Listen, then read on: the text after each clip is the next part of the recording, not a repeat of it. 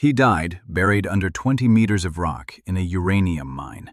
When he woke up, he found himself in a hall the size of a football field, where a blue screen informed him that his former world no longer existed.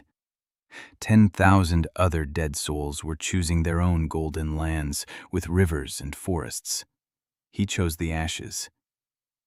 Caden Worth clutches his pickaxe in his hand. That very one, with the broken handle. A second ago, he was lying under the rubble in an old mine in Arizona. He remembers the roof crashing down. He remembers pushing his partner out from under the rubble. He remembers the light on his helmet going out.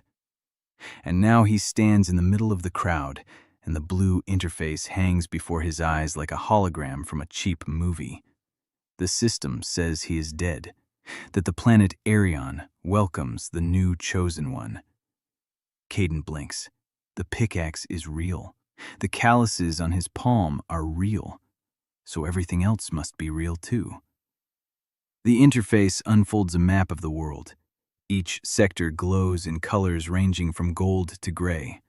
Gold represents rivers, forests, fertile land, and confirmed deposits of ether.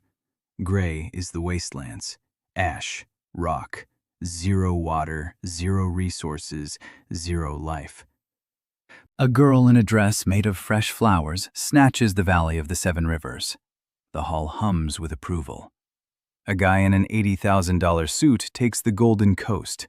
Logical, beautiful, safe. And Caden points his finger at the gray spot in the corner.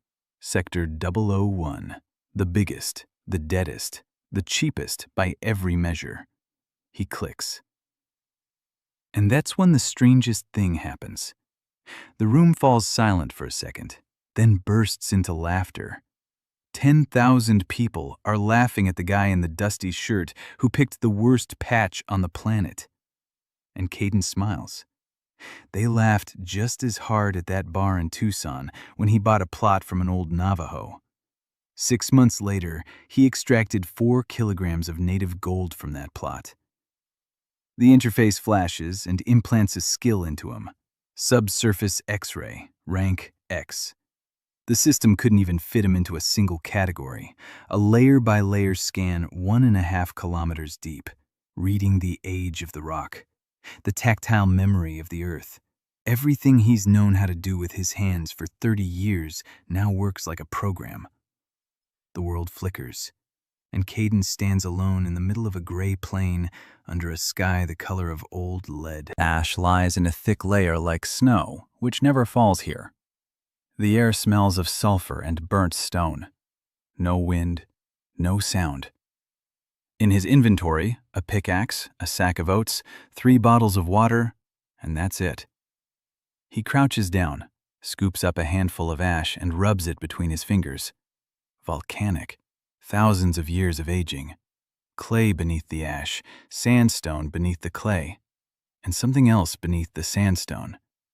His skill kicks in on its own. The earth unfolds before him in layers. The first 100 meters are dead. 200, 300. At 400, he picks up the first anomaly, a lens of ancient water trapped between 2 layers of shale. Dead, mineralized to the limit, but water. At 700, the second, a layer of rock 10,000 years old that doesn't fit into the history of the area. Too even, too perfect, as if someone had laid it there on purpose. Caden wipes the blood from his lip.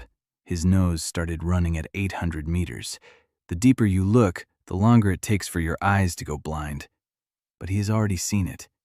A kilometer deep beneath this dead plain lies something enormous, something glowing, something alive. He doesn't yet know that it is the ether. He doesn't know that the whole world runs on it like a gasoline engine. He doesn't know that 10 corporations control 80% of production and kill for every liter. But he knows the main thing. Everyone looks at the surface and sees ash, and he looked down and saw light. He spends his first night in a crevice between boulders, chewing raw oats. He coughs from the ash. A kilometer below him, something is pulsing, slowly, steadily, like the heartbeat of the earth everyone thought was dead. He places his palm on the rock and feels that pulse through the stone. Warm. Real. In the morning, he nearly dies. Not from a monster, not from an enemy, from dehydration. 2 bottles gone overnight. The third is the last. Without water, he'll last a day, maybe 2. His sense of sight is silent after yesterday's deep scan. Blindness. So we'll have to work with our hands. Caden gets up and heads northeast, not at random. Yesterday, 400 meters away, he saw that lens of water and microcracks in the layer above it. If the cracks reach the surface, there will be moisture. 3 hours through the ash, and he finds a rock with dark spots on the north side. Moisture. Barely noticeable, but lichen is growing on the stone. Caden strikes with his pickaxe, the right angle, the right spot. He's not hitting the rock, but the weak spot between the layers. 40 minutes, and a thin trickle flows from the crack. Rusty, with a taste of iron, but water. He fills a bottle, lets it settle. He takes a sip. It's drinkable. He can live. The interface flashes. Water source detected. Territory status updated. Caden sits down next to the spring and exhales for the first time in 2 days. He looks out at the gray plain, at the ash, at the leaden sky, at the complete absence of life as far as the eye can see. And he speaks aloud his first words since arriving. All right, let's start here. Caden spent the first 10 days in survival mode. He didn't build, he didn't plan, he didn't think about the kingdom. He thought about how not to die. The spring yielded 1.5 liters of water per hour. That was enough for drinking and soaking oats. The pickaxe became his main tool. He carved out a niche in the rock to sleep in. Then he expanded it into a cave. Then he found a second water source 100 meters to the south. This one was cleaner. His ability was returning slowly. On the 3rd day, he could see 10 meters deep again. On the 5th, up to 50. By the 8th, he could scan 300 meters without bleeding. His body had adapted, or his ability had leveled up, or both. Every morning he placed his palm on the ground and read it like a book. On the 6th day, he found a deposit of clay suitable for firing. On the 7th day, the bed of a dried-up river 50 meters beneath the sandstone. On the 9th, a pocket of rock salt. He marked everything in his mind. The map of the wastelands unfolded before him layer by layer, and it had nothing in common with what the system showed. The system saw the surface, dead ash and stone. Caden saw the skeleton, the bones of ancient living earth beneath a crust of millennia-old debris. On the 10th day, he built his first kiln. Clay, stones, a primitive framework of rock fragments. He fired the first bricks on the 4th try. Crooked, rough, but the bricks held the heat and didn't crumble in the water. He began building a wall around the spring, not for protection, for condensation. The wall created shade, and the shade on the hot earth created a temperature difference. The temperature difference produced dew. The dew provided an extra 200 milliliters of water per day. On the 12th day, Hiram appeared. Caden heard him before he saw him, shuffling footsteps on the ash, a cough, the heavy, raspy breathing of a man whose lungs were clogged with black dust. The old man emerged from the gray haze like a ghost, 60-something years old, a gray beard down to his waist, clothes reduced to rags. On his back, a sack from which the broken handle of a miner's hammer jutted out. He stopped by the wall. He looked at the spring. He looked at the furnace. He looked at Caden, who was sitting on a rock, chipping away at a brick. And he said he'd been walking here for 4 days from a village on the border of the wastelands, that the village was dying out, that the ether was gone and people had nothing to treat their children with, that he'd heard some madman had taken over the wastelands and that he'd come to see this madman. Caden silently handed him a bottle of water. Hiram sat down. He drank long and thirstily. Then he looked at the wall and the condensation system and asked who had taught him that. Caden replied that it was the Nevada desert and common sense. Hiram nodded as if that were a perfectly normal answer. Then he told his story. 30 years ago, he had worked in a mine 20 kilometers from here, a crew of 40 men. They were extracting the last remnants of ether from old veins. There was a cave-in. Everyone died except him and 2 guys who were on the surface. His son, Joss, was left down there. He was 17. They never recovered the body because the cost of digging him out exceeded what anyone was willing to pay for the bones of a miner's boy. Hiram told this in an even voice. No tears, no tremor. The voice of a man who had cried over this for 30 years and had dried up inside like these wastelands.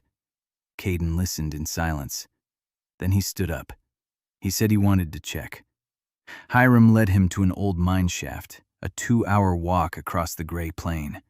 The shaft looked like a hole in the ground framed by rotten logs, collapsed, clogged with rock, dead. Caden crouched on the edge. He placed his palm on the stone. He closed his axe. The skill activated gently. Layers of rock unfolded before him like pages. The first 100 meters, a blockage, dense, clay and rubble and fragments of support. At 120 meters, emptiness, an old workings, no air, no water. At 150, another blockage. At 200, a denser one. At 220, he saw them. Bones. Lots of bones. At least 20 bodies crushed by a layer of shale. They lay haphazardly in a side tunnel where they had apparently tried to flee. Caden was looking for one specific person. 17 years old, skinny, must be shorter than the rest. 220 meters, south-southeast, under a layer of shale, left side. An iron canteen and a piece of support near him. He found him. Caden opened his eyes, wiped the blood from his upper lip, looked at Hiram and said his son was 220 meters away, south-southeast, lying on his left side, a flask and a support beam nearby, and that he'd pull him out, today. Hiram stood motionless. He didn't believe it. He couldn't believe it. 30 years. Caden didn't try to convince him. He took a pickaxe and began to count. 220 meters in a straight line, through the debris. Impossible. But not in a straight line, but at an angle through the old side tunnel he'd seen 120 meters away, they could get around the first debris pile, then a horizontal passage to the second. The second debris pile was thin, 3 meters of loose rock. It could be broken through in an hour if struck at the right spot. He explained the plan to Hiram. The old man listened with the expression of someone being told a dream. But when Caden crawled into the shaft, Hiram followed him. 6 hours. 6 hours in the darkness underground with a single pickaxe and a skill that revealed every crack in the rock. Caden worked like a machine. Not fast, but precise. Every strike a millimeter from the calculated point. Every step checked by scanning 10 meters ahead. Hiram followed him and hauled out the rock. He didn't complain. He didn't ask questions. He just worked like a miner. By the 5th hour, they had broken through the second blockage. By the 6th, Caden stood before what remained of 37 people. Bones, dust, decayed fabric, and among them, a short skeleton on its left side, an iron flask nearby, a piece of support timber nearby. Next to it, a locket on a chain. Caden picked up the locket. He opened it. Inside was a photograph, faded almost to white but still recognizable. A woman and a boy of about 5. He held out the locket to Hiram. The old man took it with both hands. He looked at the photograph, and he sank to his knees right into the gray dust. He wept silently, without a sound. Only his shoulders shook. Caden stood nearby and waited. He didn't offer comfort. He didn't say the right words. He just stood there. 20 minutes later, they began gathering the bones, carefully, one by one. Caden carried them on his back while Hiram walked ahead with the flask and the medallion pressed to his chest. By the time they made it to the surface, the sun was already setting. Hiram laid his son's bones on the ground and sat down beside them.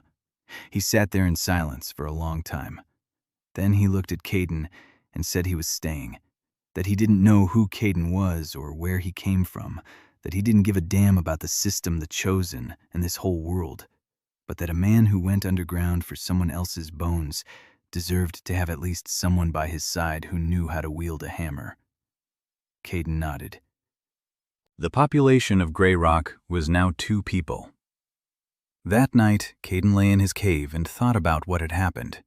He remembered Hiram's face as he held the medallion, and he understood something he hadn't been able to put into words for 30 years. His gift wasn't about money. The money would come. It was about people whom no one had ever looked for because searching was too expensive. The skill pulsed at the back of his head with a warm pressure. Beneath him, a kilometer deep, a glowing object continued to beat slowly, like a heart, like a promise. The system interface updated. Population 2. Resources, water source. Structures, an oven and a wall. Reputation, 0. Caden closed his eyes. Tomorrow, he would start digging for real. On the 13th day, Caden and Hiram buried Joss. Hiram chose a spot by the cliff with the spring. He said he wanted his son to hear the water. Caden didn't argue. He carved a niche in the rock. He laid the bones inside. He covered it with a slab of fired clay. Hiram hung a medallion on a hook driven into the stone. He stood there for a minute. Then he turned and said they needed to shore up the cave entrance because he'd heard the ceiling creaking at night. Caden checked. The old man was right. A micro crack in the cave ceiling. Without his skill, he wouldn't have noticed it for another week. With his skill, he saw it right away. Hiram saw it without any skill at all, just the ear of a miner who had spent 30 years listening to the rock groan. They installed the supports in 2 days. Hiram worked slowly but flawlessly. Every wedge was driven in at the correct angle. Every prop was rated for a ton more than necessary. Caden watched and learned. His knowledge was of the Earth's depths, of what lay below. Hiram knew how to build above ground so that what lay below wouldn't kill you in your sleep. On the 15th day, Caden decided it was time to dig. Not a well, not a cellar. A mine. A real one. He'd spent 2 weeks looking at what lay beneath the wastelands, and now he had a map, not on paper, in his head. 3 levels. The first at a depth of 30 meters, an aquifer. Not the one 400 meters down, a different one, shallow but clean, enough to supply a settlement of 100 people. The second level at 90 meters, a mineral deposit, not ether, ordinary ores, copper, tin, a little silver, a commercial resource. He hadn't touched the third level yet. The third level was that glowing thing a kilometer deep. Not the time. He wasn't even close to being ready. Caden marked the entrance to the mine. Hiram looked at the markings and shook his head. He said the angle was wrong, that with the shaft at that angle, groundwater would flood the upper levels by spring. Caden double-checked. Hiram was right. The angle needed to be shifted 3 degrees to the east. He adjusted it. They began digging. 2 men, 1 pickaxe, 1 hammer. They hauled out the rock in buckets. Caden had fashioned the buckets from clay and fired them in a kiln. They were ugly and heavy and cracked every other day, but they worked. By the 20th day, the shaft had gone 8 meters down. Caden reinforced the walls as they dug. Every meter he scanned the rock ahead and to the sides. Not a single surprise, not a single weak spot. Hiram said he hadn't seen such meticulous work in 30 years. Caden replied that meticulousness was the only thing standing between a miner and the grave. On the 23rd day, the shaft reached 20 meters. Caden drove a side tunnel to the water-bearing horizon. Water began flowing at the 24th meter. Clean, cold, with a slight mineral taste but no iron or sulfur. Drinkable. They brought the water to the surface through a stone trough. The flow was weak but steady, 50 liters a day. Hiram tasted it and said the last time he drank water like this was when he was a child.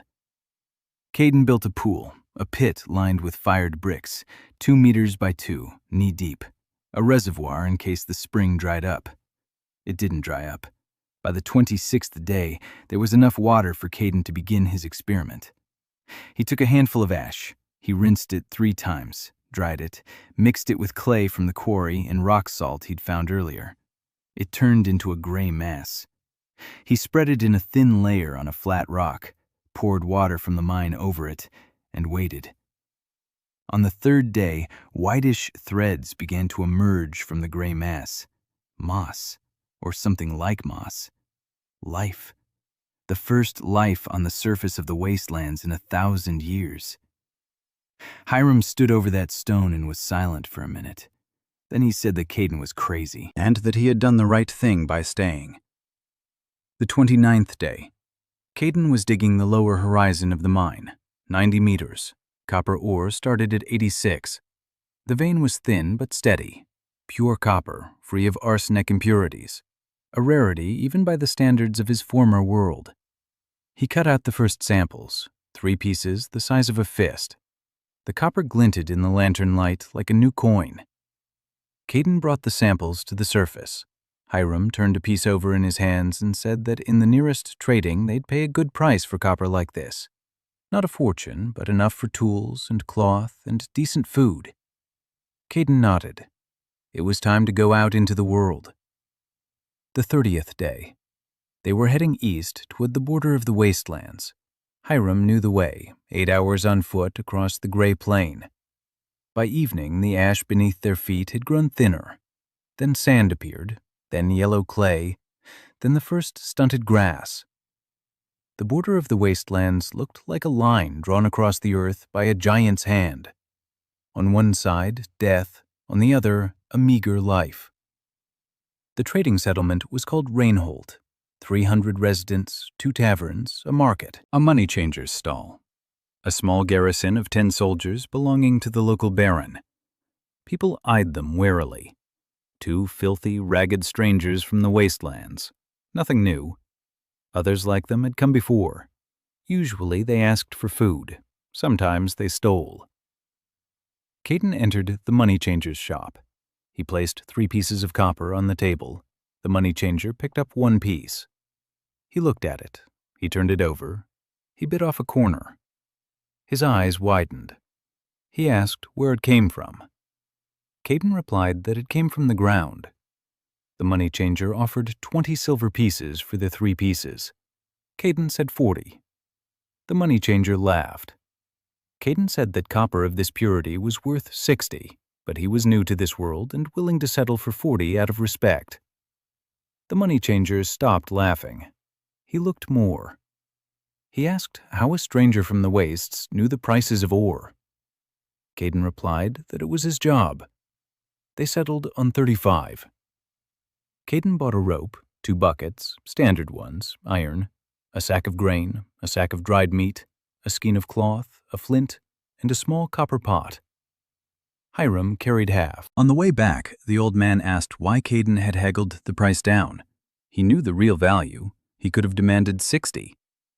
Caden replied that he would return to this money changer 100 more times, and that a man who had been fleeced the first time would bargain with hatred the second time. And he didn't want hatred. He wanted a regular customer. Hiram grunted and said that for a miner, Caden thought too much. Caden replied that that was exactly why he was still alive. Day 31, morning. Caden stood at the edge of the mine shaft and looked down. Today he was going to do something he hadn't done since day 1. Look really deep.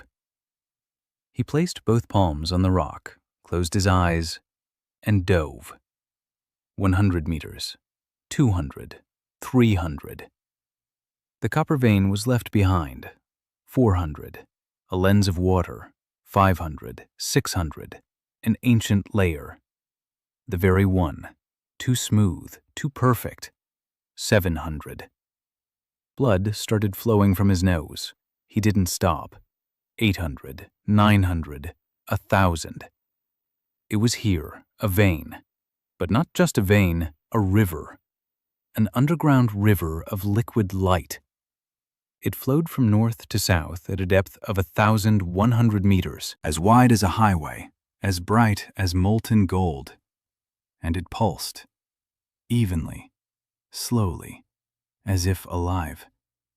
Caden stared at it, and his hands trembled, not from fear, from the scale. It was bigger than any deposit he had ever seen in his entire life, bigger than all the deposits he had ever seen in his entire life, all of them combined. He unclenched his hands, opened his eyes. Blood was flowing from his nose, down his lip, over his chin, dripping onto the rock. His head was buzzing. His vision was blurry. Hiram stood beside him, holding his shoulder. Caden said one sentence to him. "There's a whole sea beneath us." The system interface flashed. Resource detected, primordial ether, territory status updated. A global notification regarding the new ether supplier had been sent. Caden didn't yet know that everyone had seen this notification. All 10,000 of the chosen, all 10 of the great corporations, all the kings and dukes and barons and merchants and mercenaries of Arion. He didn't know that in 16 days the first spy would appear at the borders of his land, that in a month the first delegation would arrive with a chest of gold, that in 2 months they would try to kill him. He stood at the edge of the mine with blood on his face, thinking of only one thing: how to reach that river of light without killing himself along the way. For the first 3 days after discovering the vein, Caden did not go down into the mine. Not because he didn't want to, because he couldn't see deeper than a meter. Blindness after deep scanning, the expected price. He used that time to think. He sat at the cave entrance and sketched drilling diagrams in the ashes with a stick. 1,100 meters down. A vertical shaft of that depth is suicide for 2 men with a single pickaxe. The rock pressure on the lower levels would crush any support they could set up from whatever materials they had on hand. They needed a different strategy. Caden drew and erased and drew again. Hiram sat nearby, silently smoking a pipe filled with dried moss. The moss smelled disgusting, but the old man said it made it easier to breathe. By evening of the second day, Caden had found a solution. Not a vertical shaft, a spiral one. A gentle, circular descent along the walls of a natural cavern he'd spotted 500 meters away. The cavern was enormous, 50 meters in diameter. A void inside the rock formed millions of years ago as the rock cooled.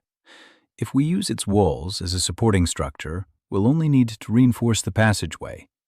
Instead of a 1,000-meter vertical shaft, we'll end up with a 3-kilometer spiral tunnel, longer but safer. And they'd be able to lower cargo on a cart instead of a rope. Hiram listened to the plan and said it would work, but that the two of them wouldn't be able to dig it out in 10 years. Caden replied that they didn't have to dig the whole thing themselves. They just needed to dig to the cavern, 500 meters. The rest could be finished when people showed up. Hiram asked where the people would come from. Caden looked at the horizon and said that people show up where there's water and work. They had both. The news will spread. On the 4th day, his strength returned. Caden went back into the mine and began driving a new tunnel, southwest direction, 5-degree incline, a slow, gentle descent. He worked 12-hour shifts. Hiram worked 8. His lungs wouldn't allow for more. Caden had learned to sense when the old man was getting tired by the way he struck the hammer. The blows became slightly duller, slightly slower, slightly to the right. Then Caden would say he needed to go up for water, and Hiram would go with him. They never discussed that it was an excuse. They both knew. By the 35th day, the tunnel had extended 12 meters from the main shaft. By the 38th, 20. The rock here was different. Dense gray sandstone that held its shape well and didn't crumble. Caden set supports every 3 meters, but more for safety's sake. This rock could stand without supports for decades. On the 38th day, a third person arrived at Gray Rock. A girl. Skinny, dirty, with eyes peering out from under her hood like a cornered animal. She didn't approach. She sat on a rock 300 meters from the camp and watched. Caden noticed her when he climbed out of the shaft. He said nothing. That evening, he left a bowl of porridge at the edge of the camp. In the morning, the bowl was empty. He left another one. Hiram asked why he was feeding someone he couldn't even see. Caden replied that he could see her, that she was sitting behind a boulder to the west, that she was 16 or 17, that she was a local because she moved through the wastes as if they were her own home, and that if she wanted to steal, she would have stolen by now instead of sitting there watching. Hiram said that Caden thought too highly of people. Caden replied that he thought exactly as much as necessary. The girl came every day. She took a bowl, she left.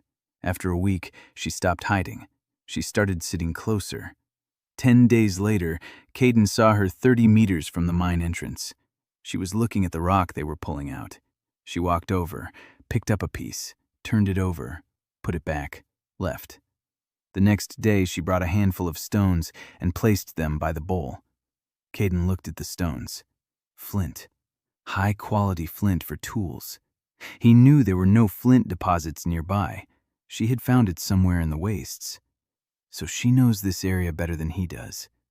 He placed a piece of dried meat by the bowl, more than usual. He set a second bowl of water next to it, and a note. A simple one. "My name is Caden. Thank you for the flint." By morning, the meat and water were gone. The note was still there, but a single word was scratched on the back. Emma. On the 50th day, Emma spoke for the first time.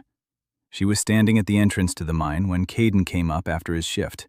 She said he was digging in the wrong direction. Caden stopped. He asked which way he should dig. She pointed. South-southwest. "There's a cave there," she said, "a big one. Her father used to take her there when she was little. It's warm down there." Caden froze. He checked the direction in his head. South-southwest. That matched the upper edge of the cavern he'd seen 500 meters away. If the cavern had a natural exit to the surface, that changed everything. No need to break through 500 meters of rock. They just had to find the entrance. He asked Emma to show him. She was silent for a long time. Then she nodded. They walked for 2 hours. Emma moved with confidence. She skirted around cracks in the ground and soft patches of ash where one could sink knee-deep. She knew every rock, every crevice, every turn. She led him to a rocky outcrop 3 kilometers from the camp. Behind the outcrop was a crevice, narrow. A person could squeeze through sideways. Caden squeezed inside. Darkness, warm air from below, the smell of minerals, and something sweet that he couldn't identify. He placed his hand on the wall. His instinct kicked in, and Caden laughed. For the first time in 50 days on this planet, he laughed out loud. The cavern was here, right beneath them. A natural shaft dropped almost vertically for 120 meters and then opened into the upper vault of the cave.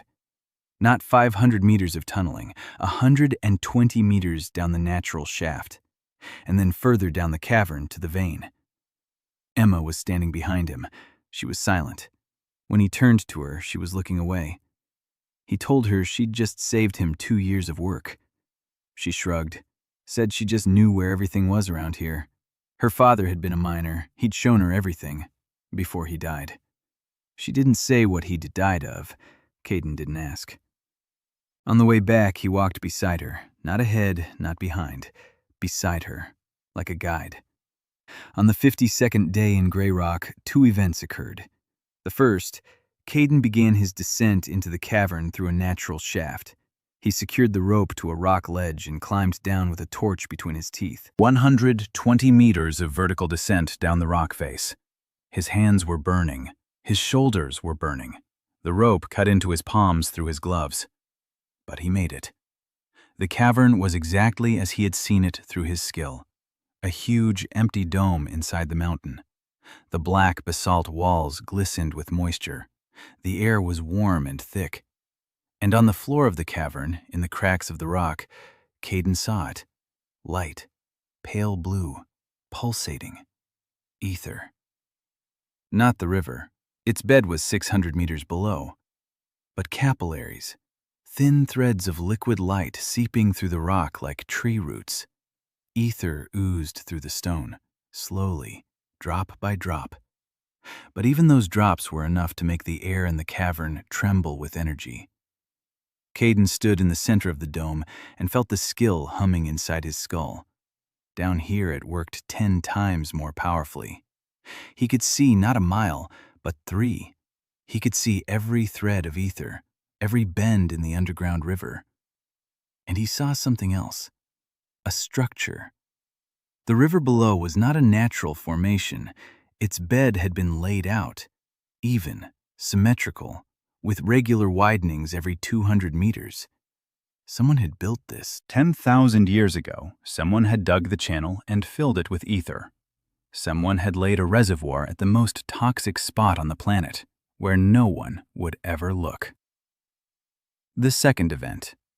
While Caden was down below, Lena Hayes appeared on the surface. Caden had devised a plan for a spiral shaft. Emma gradually emerged from her hiding place and led him to the natural entrance to the cavern at a depth of 120 meters. Caden descended and discovered ether capillaries and traces of an artificial structure in the bed of an underground river. At the end of the chapter, Lena Hayes appeared at the camp. Lena Hayes arrived in Grey Rock on the 38th day after the system's launch. Hiram was the first to see her, a girl of about 22, skinny, with sunburned shoulders and a torn academic-style cloak. Expensive fabric. It used to be expensive. Now it was a rag. A crystal focuser in a copper setting dangled around her neck, a standard model from the Royal Academy of Magic. Hiram offered her water. She drank 3 mugs without stopping. Then she sat down on a rock and asked if it was true that the Lord of these lands welcomed everyone. Hiram said that the Lord was underground right now and that he wasn't sure about the word Lord. More like a guy with a pickaxe who digs too much. Lena waited. When Caden climbed out of the well 6 hours later, his face covered in dirt, face and blood under his nose, she stood at the cave entrance and looked at him the way you look at the person on whom your last chance depends. She spoke quickly and angrily, as if she were defending herself, even though no one was attacking her. She said she'd been expelled from the academy 3 years ago for an unstable core, that her body doesn't accept standard synthetic ether, that it makes her run a fever of up to 40 degrees and her hands shake, that she tried working as a hired mage in 3 cities and was fired everywhere because after every spell, she'd be flat on her back for 2 days. That she'd walked to Grey Rock for 2 weeks from the nearest city because she'd heard there was ether here and that the local lord didn't check papers. Caden listened in silence. He stood there, dirty and exhausted, wiping the blood from his face with his sleeve. When she finished, he said he didn't have any papers either, and that there was enough water, and that tomorrow he'd like to check something out if she agreed. She agreed because she had nowhere else to go. In the morning, Caden asked her to stand on the stone floor of the cave, barefoot. She looked at him strangely, but took off her boots. Caden crouched down beside her. He placed his palm on the stone a meter from her feet. He closed his eyes. His ability worked through the rock, through the stone beneath her feet. He could sense what was happening inside her body. Not in detail, not like a doctor, but he could see the structure of her energy channels. And he saw. Her core wasn't defective. It was too pure, perfectly pure, like a filter that doesn't let dirty water through. The synthetic ether from the academy was like sand in a spring for her. Her body rejected it, fought against it, hence the fever and convulsions. She needed pure ether, primordial, unadulterated, the very same that oozed from the capillaries in the cavern. Caden opened his eyes and told her she wasn't broken. Lena blinked. He repeated himself, said her core was fine, that it was better than fine, that the problem wasn't with her, but with the junk they'd been feeding her for 10 years. She stood barefoot on the cold stone and didn't move. Then she asked how he knew. He replied that he was a geologist, that he'd spent his whole life distinguishing clean rock from dirty rock, and that the difference between ore and a human wasn't as great as it seemed. Lena didn't cry. She clenched her teeth, turned away, and stood like that for a minute. Then she said that if he was lying, she would kill him. Caden replied that it wasn't in his interest to lie. He needed a mage, not a corpse. The next day he went down into the cavern and gathered the ether. Not much. a palmful of liquid light in a clay bowl. Carefully. The threads were thin and snapped at the slightest rough touch. He'd learned to handle them like surgical sutures, slowly, gently, with 3 fingers. He brought it to the surface. The bowl glowed blue so brightly that Hiram took a step back. Caden placed the bowl in front of Lena. She stared at it, holding her breath. Then she reached out. She touched the surface with her fingertips, and she sighed. The ether entered her like water into dry earth, without heat. No trembling, no pain. For the first time in 10 years, magic hadn't caused her suffering. Lena raised her hand. A tiny flame danced at her fingertips. Small, blue, pure. She stared at it, her lips quivering. Caden silently left the cave. He gave her a minute, or 10, as long as it took. Hiram stood outside and asked what had happened. Caden replied that they now had a mage. Hiram asked if she was a good mage. Caden replied that he didn't know, but that she had 10 years of rage inside her and now had a way to release it, so most likely she was very good.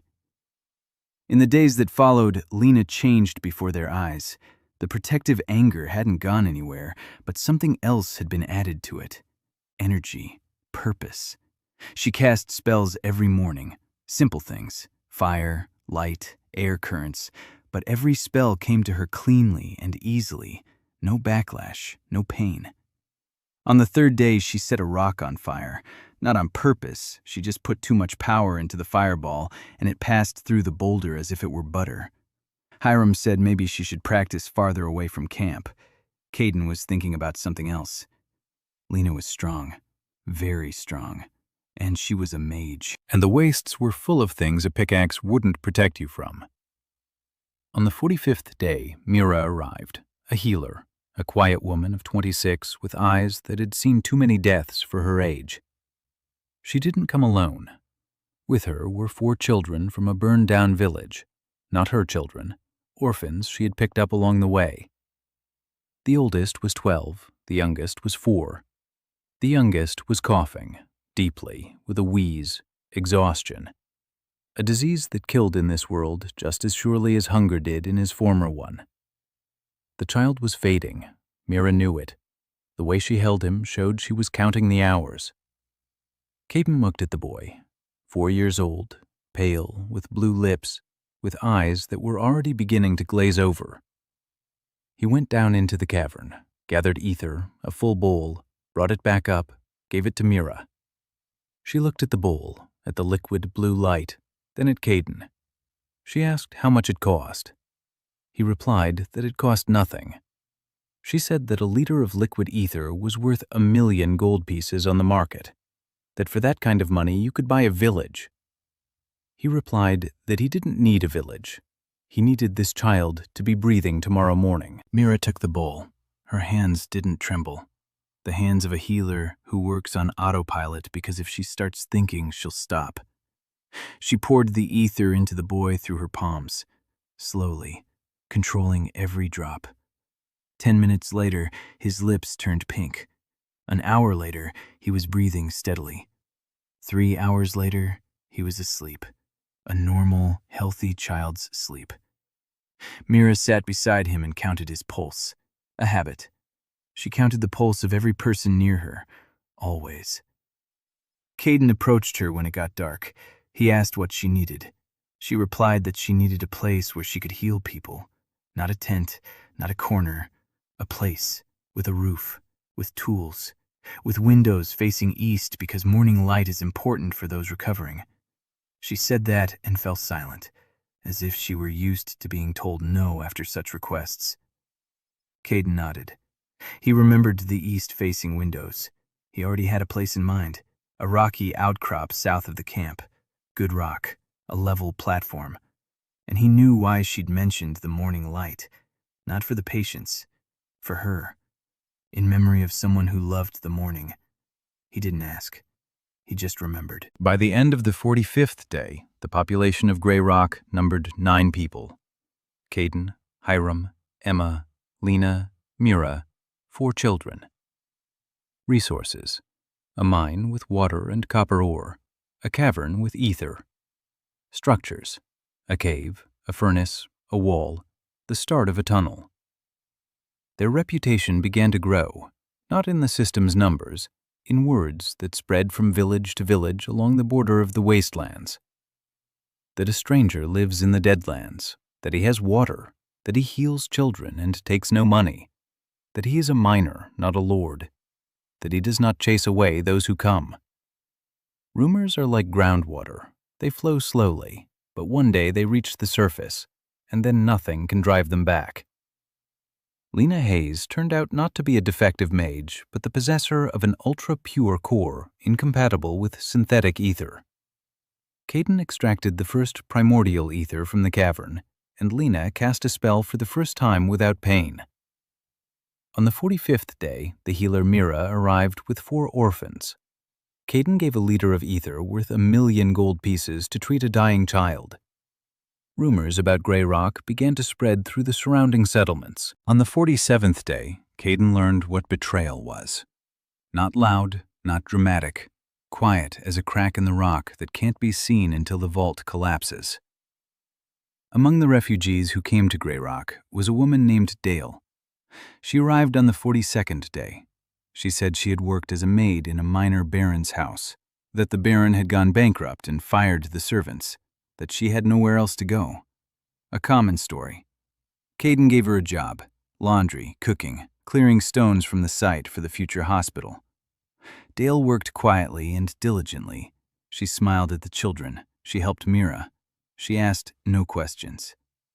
Hiram said he didn't like her, that she was too quiet, that people who work so quietly are either saints or spies, and saints don't come to the Wastelands. Caden heard it. He remembered it. But he didn't act on it, because there was no evidence, and he wasn't going to kick someone out on suspicion. The evidence appeared on the 47th day. Emma brought it. The girl who knew every nook and cranny in the Wastelands had spotted tracks, fresh ones, leading away from the camp to the east. The set of tracks one belonged to Dale, heavy boots, a military stride. Emma followed them to a rocky ridge 6 kilometers away. There, on a rock, lay pigeon droppings and feathers. Carrier pigeons. Diala was passing on information. Caden called a meeting. Meeting is a bit of an exaggeration. Hiram, Lena, Mira, Emma stood to the side but listened. Caden laid out the facts. Then he said there were 2 options: kick Diala out and wait for the next spy, or keep her and monitor exactly what she sends. Lena wanted to kick her out, immediately. She basically wanted to set something on fire. Hiram suggested keeping her. He said it was better to know where the snake was than to guess where it would strike. Mira said nothing. Caden chose Hiram's option, but with an addition. He called Diala over, looked her in the eyes, and said he knew. That he knew about the pigeons, about the tracks, about the man in heavy boots who'd walking her along the ridge. Diala turned pale. Then she tried to run. Lena blocked the exit with a wall of fire. Not hot, just a warning. Diala sat down on a rock and cried. She told them everything. The Valor House, the 4th largest corporation, specializing in intelligence and information. They hired her for 300 gold pieces and the promise of a roof over her head. She was supposed to report on the amount of ether, on the number of people, on Caden's skill, especially on his skill. The corporations already knew there was ether in Grey Rock. The system's global notification had taken care of that. But they didn't know how much, and they didn't know how a single man with a pickaxe had found what their scouts hadn't found in 1,000 years. Caden listened. Then he asked what she had already sent. Diala listed it: the number of inhabitants, the presence of water, the presence of a mage, the location of the mine. She didn't know about the cavern. She didn't know about the river of ether 1,000 meters deep. She didn't know the scale of the deposit. Caden nodded. Bad, but not a disaster. Then he did something no one expected. He offered to let Diala stay, not as a spy, as a resident, on the condition that she show him every subsequent message before sending it. Diala looked at him as if he were crazy. Lena looked at him the same way. Hiram shook his head but said nothing. Caden explained.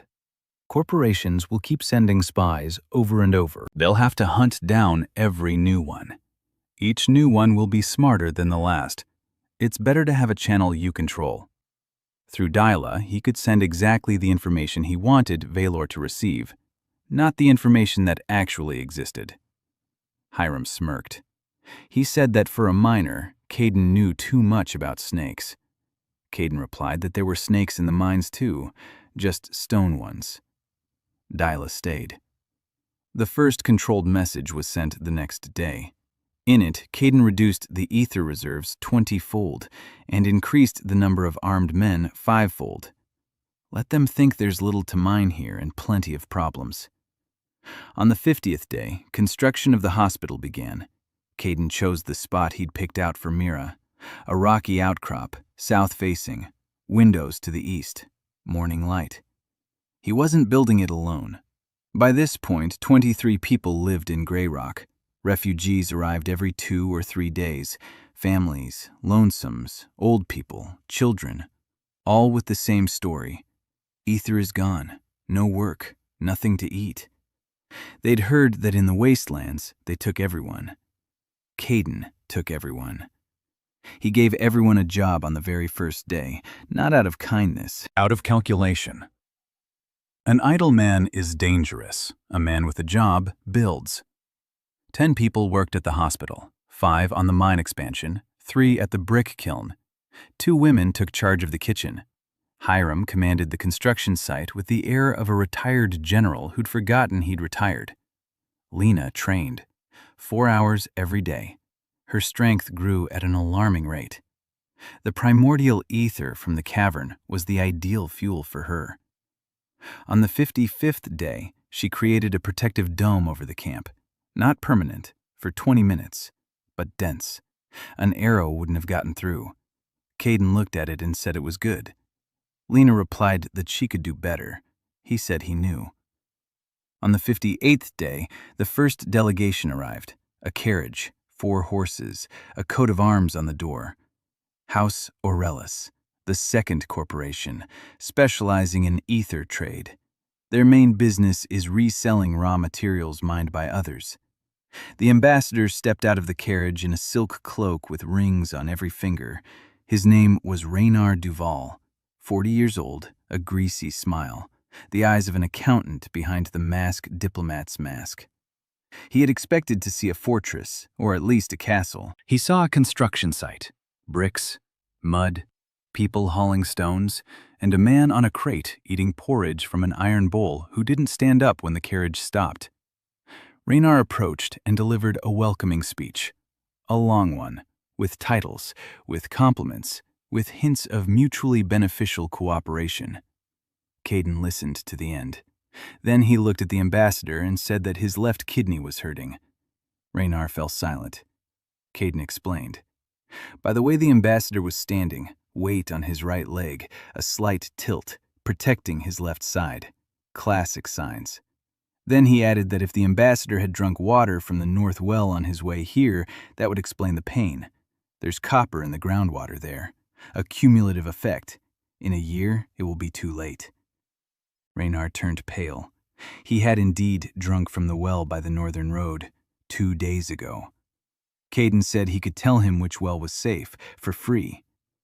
Raynar forgot his speech, forgot the titles, forgot his rings. He stood there looking at the dirty man on the crate, trying to figure out how he'd found out. Caden didn't explain. He just pointed on a map drawn with a stick on the ground where the water was clean and where it wasn't. Raynar listened and memorized it. Then he got back to business. The House of Aurelis was offering an exclusive contract to purchase ether. Good terms, 30% of the market price. Caden asked why 30 and not 70. Raynar explained that Grey Rock was small, that they lacked infrastructure, that delivery through the wastes was expensive, that 30% was generous for a new supplier. Caden nodded. He said he'd think about it. Raynar left. Caden thought about it for exactly as long as it took for the carriage to disappear over the horizon. Then he told Hiram that 30% was an insult, that Aurelius wanted to buy up his ether for a third of the price and resell it for full price, that they hadn't even tried to hide their greed. Hiram asked what he was going to do. Caden replied that he wouldn't sell to Aurelius, or to any of the 10 corporations for that matter, for now. Hiram asked, "To whom then?" Caden said there were small principalities in the north, the ones to whom the corporations sell ether at triple the price. The ones that spend half their budget just to light the lamps in the capital. He would sell to them, at a fair price. Hiram said that was war. Caden replied that it was business. The war will start later, the 60th day. The hospital is 2/3 complete. The walls are up. The roof is still temporary, made of stretched fabric. But there are already windows facing east. Mira moved the instruments and patients there. 3 children with ether depletion, an old man with a fracture, a woman after a difficult delivery. Mira worked around the clock. Caden brought ether from the cavern every 2 days, a cup, sometimes 2. Taking more is dangerous. The capillaries are thin, and if you tear them greedily, they dry up for weeks. He learned to extract it carefully, like a surgeon, like a jeweler, 1 drop at a time. Lena helped Mira, not as a healer, as a source of energy. She had learned to channel ether through herself and give it to the patient as warm light. Mira guided, Lena charged. Together, they pulled 5 children out of ether exhaustion in 3 weeks, every single one, without loss. On the 62nd day, Caden sent out the first trade caravan. 3 sacks of copper ore, 2 vessels of liquid ether. A small amount, symbolic, but enough for word to reach those who needed to hear it. Hiram led the caravan. With him were 2 former mercenaries who had arrived in Grey Rock on the 52nd day, and whom Caden had entrusted with security after testing their skills. A mercenary's hands don't lie. Calluses from a sword on their right palms, old ones, real, not fake. The caravan was headed for the Principality of Thornwold in the northeast, a small mountain state, 3,000 inhabitants. The only supplier of ether so far had been House Caldwell. The price was 3 times the market rate. There was no choice. Now there was a choice. Hiram returned 8 days later with a full cart, grain, iron, cloth, tools, seeds, and a letter from the Prince of Thornwold. Short, 3 lines. Thanks. And a request for regular supplies.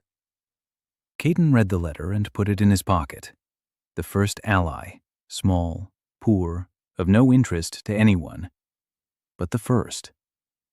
From that day on, Grey Rock ceased to be a refugee camp in the Deadlands.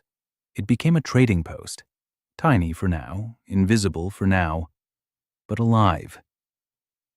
The 70th day. Grey Rock had 48 inhabitants. Caden stopped counting after the 50th. Hiram didn't stop. The old man kept records in a notebook he'd traded for a piece of copper in Rainhold. Every person, name, where they came from, what they could do, how much they ate. Hiram counted mouths because someone had to. Caden counted the rock. The mine was expanding. The main shaft reached 100 meters. Side tunnels branched out on 3 levels. The aquifer ran like clockwork. The copper vein yielded a steady output. But the main action was happening below. Through a natural well that Emma had pointed out, Caden descended into the cavern every 2 days. He set up a rope ladder, primitive, dangerous, but functional. In the cavern, he collected ether from the capillaries and mapped the structure of the underground river. With each descent, he saw more. The river flowed from north to south, wide, powerful, and man-made. The walls of the riverbed were lined with a material he had never encountered before, not stone, not metal, something in between, smooth, solid, with an internal structure resembling a crystal lattice. This material was 10,000 years old and had lost not a single % of its strength. Caden touched it through the rock and felt its age. He could feel the hands of those who had laid it, thousands of hands, maybe tens of thousands. A civilization that knew it was dying and, instead of fleeing or fighting, had built reservoirs for those who would come after. Every time Caden thought about it, his throat tightened. On the 75th day, Sora Choi arrived at Grey Rock. Korean, 19 years old, petite, loud, with a backpack from which a ladle stuck out. She was the chosen one of 10,000, a strayer just like Caden. She had died in a car accident in Seoul a week before her thesis defense in food chemistry. The system had granted her the skill perfect taste, the ability to break down any dish into its molecular components with a single bite. A useless skill for war, useless for hunting, useless for magic. She chose a spot on the southern coast, a beautiful place, warm with fish. She lasted there 3 weeks. Then the local Fishermen's Guild burned down her hut and told her the chosen weren't welcome here. She walked across half the continent for 2 months. She worked in kitchens, washed dishes, slept in ditches. Heard about Grey Rock from a merchant in Reinhold. Came here. Stood at the camp entrance and smiled that smile that hides exhaustion. Said she could cook, that it was the only thing she knew how to do, and that if there was a kitchen here, she'd be willing to work for food and a place to sleep. Caden sat on his crate. He looked at her, at the ladle in her backpack, at her hands marked with oil burns, at the way she stood, straight, despite everything. He said there was a kitchen but no cook, and that the title was Chef Choi, not cook, not kitchen hand. Chef. Sora blinked. Then she laughed, her first real laugh, without a shield, without a mask. Just the laugh of a girl who, for the first time, was called by her name and not by her role. She got the kitchen that very day. Pots and pans, supplies, and complete freedom of action. The next morning, the camp woke up to the smell. Sora found wild onions in the crevices. She found the roots that Emma had shown her 10 minutes after they met because Emma knew every plant in the wastes. She found spices in the bag of a merchant who had brought grain from Thornwald, and she cooked soup. Caden tasted it and froze. It was the best soup he'd ever eaten, in both of his lives. Sora stood nearby, waiting for his reaction. Caden said she was fired as a cook. Sora turned pale. Caden added that she was promoted to head chef of Grey Rock with the right to purchase any ingredients at the Treasury's expense. Sora called him a jerk. Then she laughed. Then she fed the entire camp. On the 80th day, the first assassination attempt took place. Night. Caden was sleeping in the cave. Hiram was snoring in the corner. Lena was on watch at the entrance. She saw a shadow, movement by the hospital wall. A person, not from the camp, a stranger, moving like a hunter, quietly, quickly, toward Caden's cave. Lena didn't scream. She struck. A fiery lash, thin, precise. She aimed for the legs, missed by 3 centimeters. The man jumped back. A knife flashed in his hand. Long, thin, professional. A hired killer. Lena struck again. This time she hit her mark. The whip wrapped around his ankle. The smell of burnt skin. A scream. The man fell. Caden woke up to the scream. He ran outside. He saw Lena standing over the bound man with a burn on his leg and a knife 2 meters away. The man refused to speak. The knife turned out to be poisoned. Contact poison on the blade. 1 scratch and cardiac arrest in 3 minutes. Mira identified the poison by its smell. Shadow vine extract. Rare, expensive, the kind professionals use. Caden sat in front of the bound killer and thought. Not about who sent him, that was obvious. One of the corporations, maybe Caldwell, maybe Valor, maybe someone new. He was thinking about something else, about the fact that the assassin had come for him, not for the mine, not for the cavern, for him personally. They were aiming for his head. Kill Caden and Grey Rock would crumble. Because everything rests on one man. Hiram had told him that in the first week. Caden hadn't listened. Now he was listening. He let the assassin go, untied him, returned the knife without poison, told him to go back to those who sent him, and passed on a message that Lord Grey Rock eats only what he cooks himself or what his head chef prepares. that he sleeps under the protection of a mage whose core is purer than anything the Academy has ever seen, and that next time they should send someone smarter. The assassin vanished into the night. Hiram asked why Caden had let him go. Caden replied that a dead assassin is a report the client won't receive. A living assassin is a message. And fear. Because the mercenary will return and report that he couldn't get past the mage in Grey Rock, which means the next attempt will be more costly. And time is costly. And time is exactly what he needs. Lena stood to the side. Her hands were shaking. Not from fatigue, from adrenaline. It was the first time she had struck a person with the intent to cause harm. Caden walked over to her. He said thank you, simply, without fanfare. Lena replied that he could at least lock the entrance at night. Caden replied that he would do so from now on. The next day he began building a wall around Grey Rock. Not before the hospital, as he had originally planned. After the hospital. But before everything else. Lena was right. Hiram was right. Emma, who had been sitting on the roof at night and saw the killer a minute before Lena did, was right too. One person can't carry everything on their shoulders, but they can build a wall behind which those shoulders will be safe. Everyone built the wall. 48 people. Stone from the quarry, bricks from the kiln, clay for the mortar. Caden calculated the outline. Not a square, not a circle. An irregular polygon tracing the contours of the rocky foundation. Every corner on solid bedrock. Every section following the natural elevation changes. The wall used the terrain as part of its defense. Caden knew the terrain better than anyone. He could see right through it. The 90th day. 3 months. The wall is half finished. 2 meters high, 1 meter thick. Not a fortress, but a barrier. Inside the wall is a settlement. The hospital is finished. Sora's kitchen is up and running. The mine is operational. Water is flowing. The population is 61 people. The system interface has been updated. Grey Rock has been granted settlement status. Not a city, not a village. A settlement. An intermediate rank. Caden glanced at the status and closed the interface. He wasn't interested in the numbers. What interested him was that a dust cloud had been visible on the southwestern horizon for 3 days. A caravan, a large one, moving slowly. Not a trade caravan, a military one. Banners of House Caldwell. The Caldwell caravan had stopped 20 kilometers from the Wasteland border. It hadn't crossed in. It had set up camp. 100 tents, 3 banners with a black griffin on a gold field.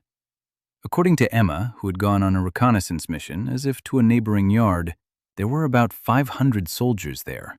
Heavy infantry, siege shields, 2 catapults, and mages, at least 10. Emma counted by the number of glowing tents. Mages always burn ether for comfort, even in the field, a rich man's habit. Caden listened to the report. He wasn't scared, he wasn't pleased. He walked over to the wall and placed his palm on the stone. He scanned the ground in the direction of Caldwell's camp. 20 kilometers was far beyond his usual range, but he didn't need to see the camp. He needed to see the road. The wasteland between Grey Rock and the spot where Caldwell stood. Every crack, every layer, every weak spot. Caden watched for 3 hours. Blood flowed from his nose in a steady stream. Hiram stood nearby with a rag.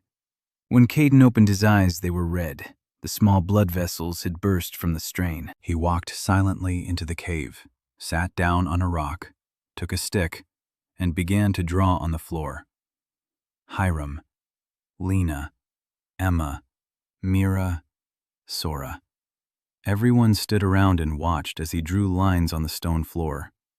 Caden was drawing a map, not of the surface, of the underground. The wasteland between Grey Rock and Caldwell's camp was crisscrossed with cracks like old glass. Millennia-old volcanic ash concealed a network of underground cavities, pockets of emptiness, thin vaults, areas where the strata held together by a thread. Any army marching straight through this risked falling through, but Caldwell wasn't a fool. He has scouts. They'll find a safe path, or clear a path with magic, or simply bypass the wastes from the east where the ground is firmer. Caden studied his map and calculated. Not soldiers, not swords, not spells. Tons, pressure, points of force application. He calculated like an engineer. Then he looked up and said he needed 3 months. Lena asked what for. He replied that it was to win the war before it even began. Caldwell wouldn't attack right away. 500 soldiers in the wastes was expensive. Every day they camped there cost money. Water was hauled there by wagon trains. Food, too. Ether for mages, even more so. Marcus Caldwell won't waste resources on a siege of a settlement of 60 refugees. He's waiting for Grey Rock to grow large enough to be worth attacking, or waiting for an order from the Council of 10, or waiting for a pretext. In any case, he's waiting. But Caden isn't waiting. Caden is digging. The next 3 months became the hardest in the history of Grey Rock. Caden worked 16 hours a day, not in the mine, underground, in the wastes. He would set out at dawn with a pickaxe and a bag of food. He would walk to a point he had marked on an underground map. He would descend into a natural cavity, and he would strike. Not the rock, the strata, the natural strata holding up the seam. He would chip away at key points, centimeter by centimeter, millimeter by millimeter. The calculation was insanely complex. Every blow had to weaken the strata just enough so that it would hold under its own weight, but collapse under the weight of an army. 500 men in heavy armor, plus siege engines, plus supply wagons. Dozens of tons of pressure per square meter. Caden knew the exact figure. He had spent his life calculating loads on rock. In the old world, this saved miners from cave-ins. In this world, it created traps. He told no one but Hiram exactly what he was doing. The others knew only that the Lord went out into the wastes every day and returned in the evening, dirty and exhausted. Hiram knew, and he kept quiet. Because he understood. Because for 30 years he himself had listened to the rock groaning before a collapse. Lena trained, every day. Caden asked her for one specific thing, to learn how to create a directed shock wave. Not fire, not lightning. Sound. A vibration. One that would pass through stone as easily as through water. Lena didn't ask why. She was smart. She understood. Emma became a scout, officially. Caden assigned her the task of monitoring Caldwell's camp. She would leave for 2 or 3 days. She'd return with reports, accurate, detailed. How many tents were there? How many soldiers went out for training? Where Caldwell's scouts went. She knew the wastelands better than any map. To her, those gray plains were home. To Caldwell's soldiers, they were hostile territory. On the 110th day, what Caden had been waiting for happened. Reinforcements approached Caldwell's camp. Another 300 soldiers, light cavalry, 2 high-ranking battle mages, and Marcus Caldwell himself, the head of the house, in person. Emma brought a description. Tall, broad-shouldered, graying temples, a black cloak with a griffin. He walks unescorted among the tents, talks to the soldiers, eats from the communal pot. Not an aristocrat playing at war, a commander who knows what the battlefield is like. Caden listened and nodded. Marcus Caldwell had come in person. That meant the decision had been made. There would be an attack. The question was when. On the 120th day, Caldwell sent a messenger, an officer in a clean uniform carrying a white flag. He brought a letter, beautiful handwriting on fine paper bearing the Griffin seal. Marcus Caldwell proposed a meeting, in person, unarmed, on neutral ground between the camps. Caden read the letter. He reread it. He looked at Hiram. Hiram said it was a trap. Caden replied that it was possible, but that Marcus Caldwell wasn't the type to kill during negotiations. It was bad form, even for corporations. Killing during negotiations destroys trust in all future negotiations, and Caldwell does business with more than just Grey Rock. Lena said she would go with him. Caden said no, that he would go alone. Lena said he was an idiot. Caden agreed, but he went alone. The meeting took place at dawn on the 121st day, a flat clearing in the middle of the wastes, ash and stone, nothing else. Caden arrived in a work shirt with a pickaxe slung over his shoulder. Marcus Caldwell arrived in a black doublet, unarmed. They stood facing each other. Marcus was a head taller, broader in the shoulders, with the face of a man who made decisions on which the lives of thousands depended and slept soundly afterward. He spoke first. He said he respected what Caden had done, that building a settlement from nothing in the Wastelands was an achievement, that the ether source was impressive, and that he was offering an alliance, a real one, not a contract like Aurelis's, a partnership. The Caldwell house would take Grey Rock under its protection, provide infrastructure, builders, mages, engineers, in exchange for 50% of the ether and the right to station a garrison. Caden listened. Then he asked about Caldwell's miners, about those mines that collapse every year, about those engineers whose safe mine designs were scrapped for profit. Marcus didn't flinch. He said that safety costs money, which isn't available in the midst of a war with the Devourers, that every gold spent on mine reinforcement is gold not spent on weapons, that he isn't a monster but a manager, and that management is about making choices.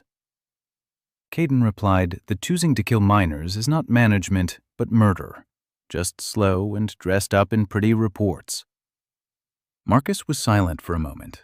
Then he said that Caden didn't understand the scale of the problem, that without the corporations, humanity on Arion would die out within a generation, that the Devourers were consuming ether faster than it could be mined, that a firm hand was needed. Caden nodded. He said he understood the argument.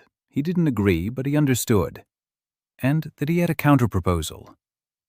0% of the ether, 0 garrisons, but he was willing to sell Caldwell data on the soil beneath his main mine, because in 20 years, a collapse would begin there, a major one. And if they don't reinforce it now, Caldwell will lose not just the miners, but the entire mine.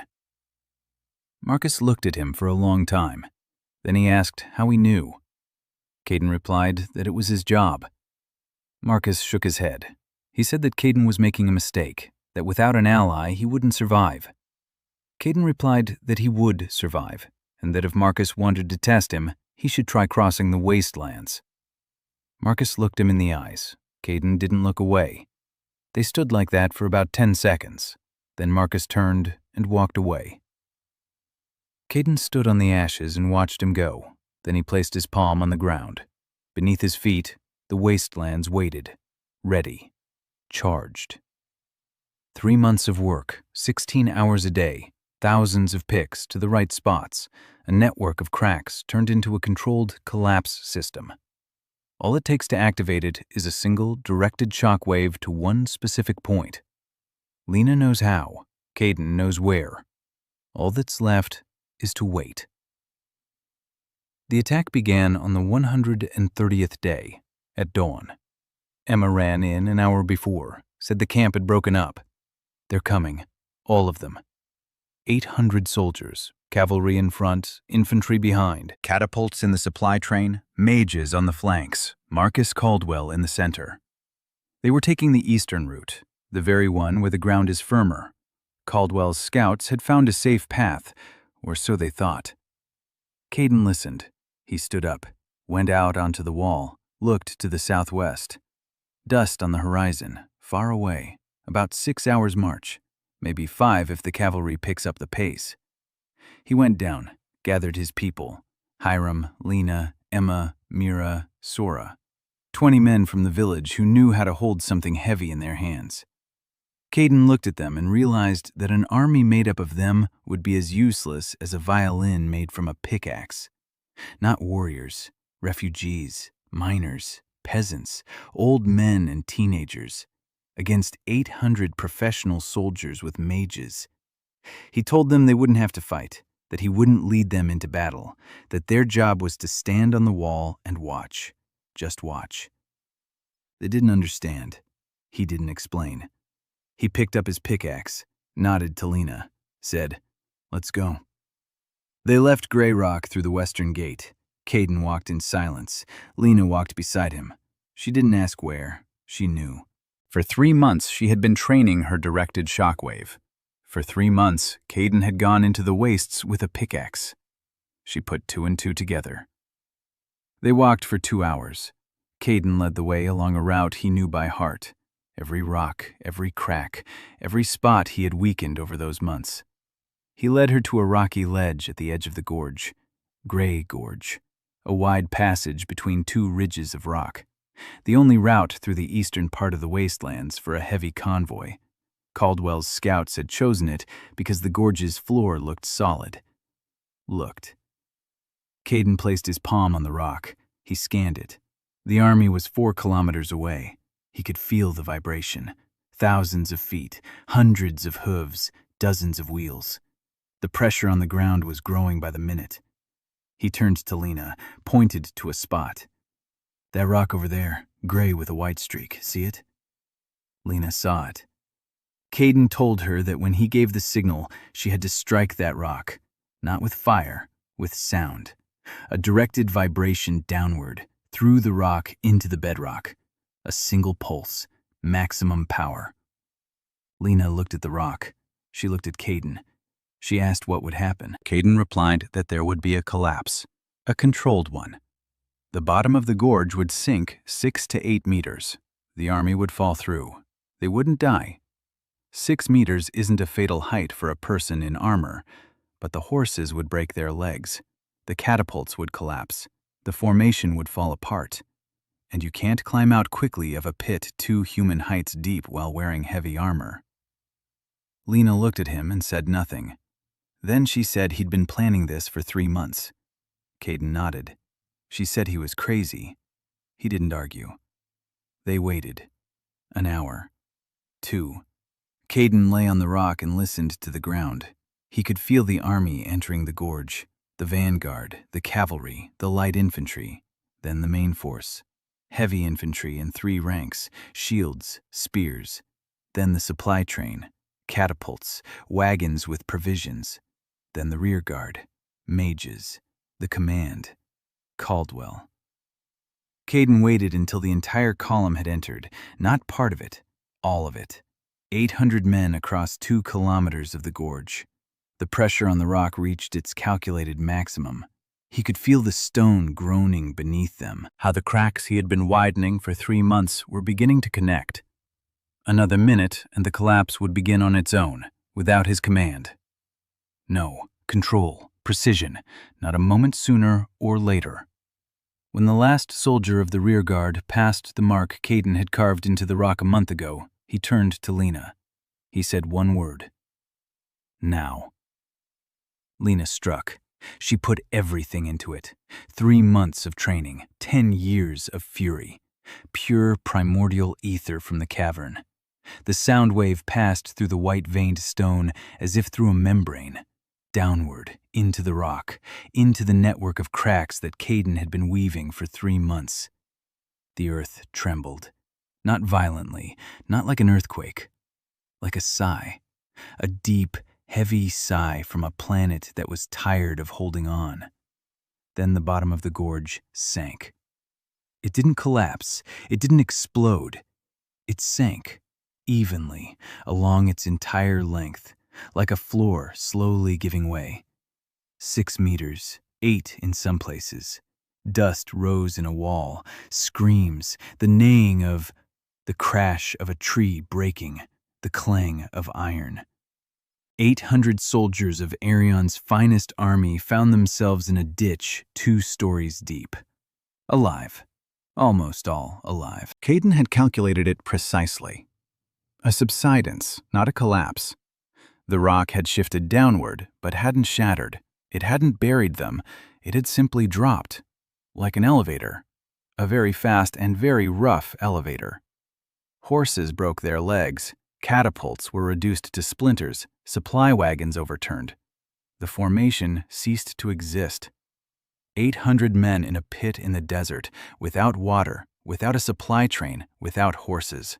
Alive, but unable to fight. Caden stood at the edge of the ravine and looked down. The dust was settling. People were swarming below. Someone was shouting orders. Someone was moaning. Mages were trying to create stone supports to climb out. They were succeeding, slowly. In an hour or two, they would start climbing out. By evening, everyone would be out. But the army would cease to be an army. Broken horses, shattered siege engines, lost supplies, soldiers in shock. Mages who had spent their ether on rescue instead of attack. Caden turned to Lena. She stood there, pale. Her hands were shaking. She was looking down at the 800 people she had just dropped into the pit. Caden said they were alive, all of them. She nodded. She said nothing. They returned to Grey Rock. The townspeople stood on the wall, watching the column of dust above the gorge. Hiram asked what it was. Caden replied that it was geography. Hiram snorted. Sora stood by the kitchen with a ladle in her hand and her mouth agape. Mira was checking a pulse, his own. Emma sat on the roof and smiled, for the first time without her hood. The next day, a lone rider came to the walls of Grey Rock, unarmed, without a banner, in a dusty black doublet. Marcus Caldwell. He dismounted, approached the gate, asked for an audience. Caden sat on his crate inside the wall, eating from an iron bowl, porridge that Sora had prepared that morning, with wild onions and a root that Emma had found yesterday. Marcus entered through the gate, hands behind his back, not bound, free, but empty. He stood before Caden and said nothing. Then he said he didn't understand how. Caden replied that it was geology. Marcus said that no mage on Arion was capable of collapsing a gorge. Caden replied that he wasn't a mage, he was a miner, and that the gorge had collapsed on its own. All it needed was a nudge. Marcus was silent for a long time. Then he asked how much Caden wanted. For the prisoners, for the horses, for this to end. Caden set down the bowl. He looked at Marcus and said nothing. That there were no prisoners because he hadn't taken anyone captive, that the soldiers could go home right now, that he wouldn't kill him because he needed Caldwell's miners alive. Then he took a folded sheet of paper out of his pocket, a map. He spread it out on the ground. He pointed to a spot. He said, "Right here, under your main mine, in 20 years, a collapse." He marked it. If Marcus wanted, he could send engineers. Caden would tell them how to reinforce it. Marcus looked at the map, then at Caden, then back at the map. Then he straightened up and bowed, deeply, slowly, like a man bowing for the first time in his life to someone who has no title, no army, not even a whole shirt. Caden didn't get up from the crate. Caldwell's army of 800 soldiers entered the Grey Gorge, and Caden activated the controlled collapse system using Lena's directed shockwave. The bottom of the gorge sank 8 to 8 meters, immobilizing the army without a single casualty. Marcus Caldwell came to Caden personally and received a map warning of a collapse in his mines. Caldwell bowed and withdrew. The war was over. After Caldwell's departure, Grey Rock changed. Not physically, the settlement still stood on the ashes. The wall was still unfinished. Sora's kitchen still operated in a stone alcove under a cloth canopy. But something had shifted in the air, in the way people walked, in the way they looked at the horizon. Before, they looked with anxiety, now with something resembling pride. 61 people had stood their ground against 800. No one fought, no one fired a shot, no one died. But they held their ground. The news spread through Arion like wildfire. Not through newspapers, because there were no newspapers here. Through merchants, through refugees, through those very same Caldwell soldiers who returned home and told how the ground had given way beneath their feet. 2 weeks after the battle at Grey Rock, 40 people arrived in a single day. A month later, the population had surpassed 200. 2 months later, 400. Caden could no longer cope. Not with the ether, not with the mine, with the people. 400 people isn't a camp, it's a city. A small, dirty, unfinished city, but a city nonetheless. And a city needs structure. It needs laws. It needs people to keep order. It needs a sewer system, for crying out loud. Hiram became the administrator, officially. Caden handed him the notebook where the old man had kept his records and said that from now on, he was responsible for everything on the surface. Every newcomer went through Hiram. Name, where from, what skills, where to house them, what job to give them. Hiram grumbled that he was a miner, not a mayor. Then he would sit down at his desk and work until midnight. Lena became head of defense, not by title. In fact, after the battle in the gorge, people with skills began coming to her. Former mercenaries, hunters, a couple of young, low-ranking mages who'd been expelled from the academy for various reasons. Lena put them through their paces from morning till night, harshly, mercilessly, like a person who remembers that night when the assassin with the poisoned knife was heading toward Caden's cave. That would never happen again. Mira got her hospital, finished, with a roof, with windows facing east, with instruments that Caden had ordered through merchants from Thornwald. She worked without days off. Ether depletion, fractures, infections, childbirth, burns. Every day someone came, and she treated everyone. Caden brought her ether, every 2 days, like clockwork. On the 150th day, Evelyn Wright arrived in Grey Rock. She didn't come on foot like the others. She arrived in a cart packed with blueprints. Tall, red-haired, with hands stained with ink.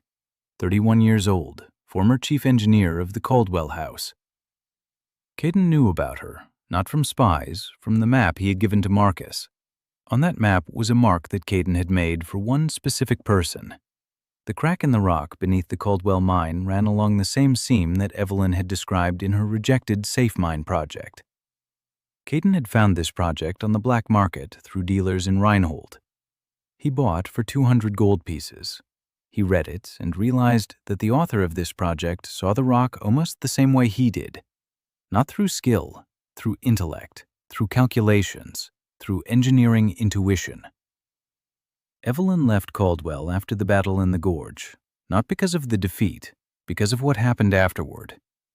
Marcus returned and ordered the mine reinforced according to Caden's map. But he did it the old way. Minimal support, maximum output, fast and cheap. Evelyn said that wasn't right, that they had to do it the right way. Marcus said there was no budget for the right way. She gathered the blueprints and left, for the second time in her life. The first time she left in silence, the second time she knew where to go. Caden met her at the gate. He pulled a rolled-up blueprint out of his pocket, that very one, the rejected safe mine project. He unfolded it, placed it on the cart, and said he wanted to build it. For real. And that he needed her help. He needed to know where he was going wrong in his calculations. Evelyn looked at her drawing, at the signature in the corner, at the calculations she'd made 5 years ago and that Caldwell had tossed in a drawer. She took the blueprint, unfolded it completely, ran her finger along the lines. Then she looked at Caden and said he was wrong in 3 places, and that she'd show him where. Caden smirked, his first smile in a week. Evelyn was appointed chief engineer of Grey Rock. On her very first day, she walked through the mine and came out with the look of someone who had witnessed a nightmare. She said the support on the lower levels was installed haphazardly, that the angle of the third drift was dangerous, that the ventilation was non-existent, and that if Caden didn't want his mine to become a mass grave, he had to halt mining for a week and let her redo everything. Caden halted mining that very hour. Evelyn worked for 7 days without a break. She rebuilt the support, she changed the angles of the drifts, she designed a ventilation system out of stone channels that carried the stale air to the surface through natural fissures. Caden showed her where the fissures were. She calculated the cross-sections of the channels. They worked together like 2 tools of a single master. He saw the rock, she knew what to do with it. By the end of the week, the mine was a different place. The air inside was fresh, the walls stood firm, the drifts ran at right angles. And at the entrance, Evelyn hung a sign she had carved herself from a piece of copper. 0 safe days. Because the countdown begins from the moment of the last inspection. Caden looked at the sign and said that was right. Evelyn replied that it would be right when the number on it exceeded 365. Caden nodded. On the 171st day, Grey Rock submitted an application to the system for city status. The system required 500 residents. There were 492. Caden didn't wait for the 8. He knew that a family of 11 was on the road from Reinhold. Emma had seen them that morning. 2 days later they arrived, 503. The system updated the status, Grey Rock, City. On the 180th day, the Council of 10 Corporations officially recognized Grey Rock as an ether supplier. Not because they wanted to, because 6 small principalities in the north were already buying from Caden, and giving up those principalities as trading partners became more costly than recognizing a new player. Grey Rock received the status of Corporation Number 11. Caden refused to accept the title of Duke. Hiram handed him the notification. Caden read it, crumpled it up, threw it in the furnace. He said he was a miner, that being a miner was a profession, not a title. Hiram said that miners don't usually bring down canyons on the heads of armies. Caden replied that they do. It's just that usually it's called an accident. In the evening, he stood on the wall and looked west. The wastelands stretched out as a gray plain to the horizon, but not entirely gray, not anymore. At the foot of the wall, on a strip of land that Caden had been watering with water from the mine for 3 months, grass was pushing through. Green, scrawny, pitiful, but green. The first grass on the surface of the wastes in 1,000 years. Emma stood beside him, without her hood. The wind ruffled her dirty hair. She looked at the grass and couldn't tear herself away. Caden told her quietly that the wastelands weren't cursed, that they'd simply been waiting for someone who would look. Emma didn't answer, but for the first time in all the time he'd known her, she wasn't slouching. She stood straight, like a person with solid ground beneath their feet. Where somewhere below, 1,000 meters deep, the river of ether pulsed with an even blue light. Caden felt it as one feels a second heart, and he knew this was only the beginning. That beneath the ocean to the south, a second reservoir lay dormant. That there were 7 of them in all. That someone had laid them 10,000 years ago. And that this someone was waiting for him. After the victory over Caldwell, Grey Rock grew rapidly. Hiram became the manager. Evelyn Wright came from the House of Caldwell and completely rebuilt the mine. The population reached 500, and Grey Rock received city status. The Council of 10 recognized it as Corporation Number 11. Caden renounced the title of Duke. The first grass grew on the surface of the wastelands. On the 200th day, Caden descended to the river for the first time. Not to the capillaries in the cavern, to the river itself. 1,100 meters. Evelyn designed the descent. A spiral tunnel inside the cavern with rest platforms every 100 meters. Reinforcement made of a new alloy that Lena had learned to create, copper and ether, stronger than steel, lighter than wood. It took 6 weeks to build, 40 miners working in shifts, not a single cave-in, not a single injury. Evelyn stood over every meter of the tunnel like a surgeon over an operating table. Caden went first, alone. That's what he decided. Lena wanted to go with him. Hiram wanted to go. Evelyn insisted on going because it was her design, and if it collapsed, she had to be inside, not outside. Caden said no to all 3 of them. Whatever was down there, he must see alone. He descended for 4 hours. The spiral wound smoothly downward. The air changed every 100 meters. At first dry and dusty, then humid, then warm. At 500 meters, the cavern opened around him like a black dome, and he saw what he had previously seen only through experience. The capillaries of the ether in the walls glowed blue, like the veins of a living creature, like a map of the starry sky on the ceiling of a temple. Beautiful. So beautiful that he stopped and stood for a minute, just looking. Then he continued his descent. Below the cavern, the tunnel led into monolithic rock, dense, ancient. 10,000 years ago, someone had cut this path downward, or burned it through. The walls were melted, smooth as glass. At 700 meters, Caden found the first inscription. Symbols burned into the melted stone. Not a language he knew, not runes, not hieroglyphs. Something else. Geometric shapes with an internal logic he sensed but could not read. He pressed his palm against the wall.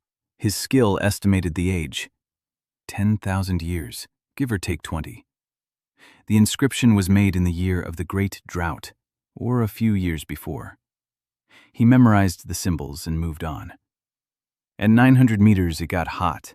The rock radiated heat, not from magma, from the ether. The river was close.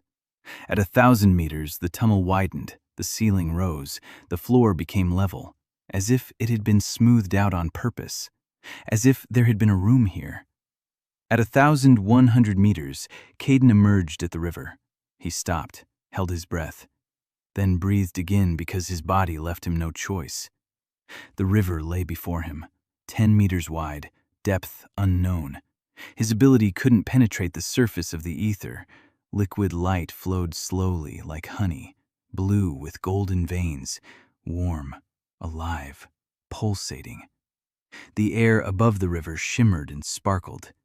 Caden felt with every cell in his body how the energy entered through his skin, through his lungs, through his eyes.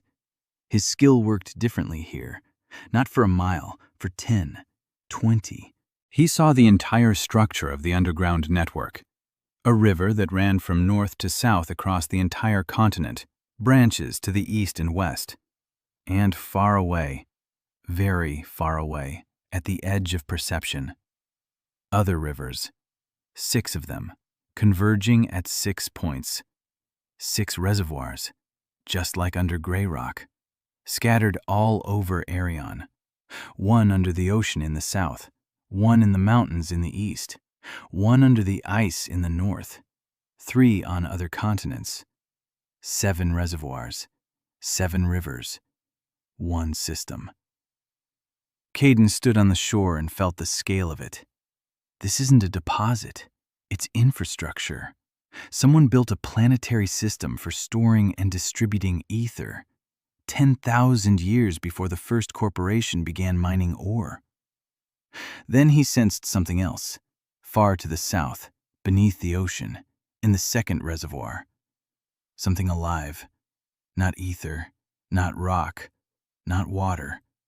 Something that had a shape, something that had boundaries. Something that was sleeping. Caden clenched his fists. Blood flowed from his nose, from his eyes. He had crossed the line of what was permissible. The skill burned in his skull like a red-hot nail. He released his concentration.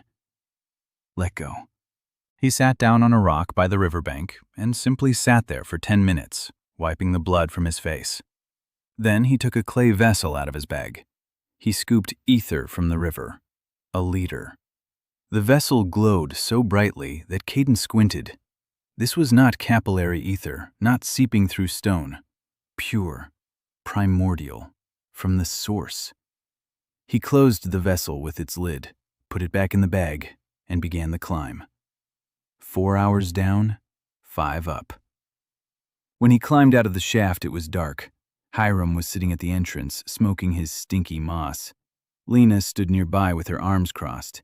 Mira, Sora, Evelyn, Emma on the roof. Everyone was waiting. Caden set the bag on the ground. He took out the vessel. He opened the lid. A blue light flooded the courtyard. Shadows ran across the walls. Faces were lit from below. No one spoke. Hiram dropped his pipe. Caden said that this was just one river, that there were 7 of them.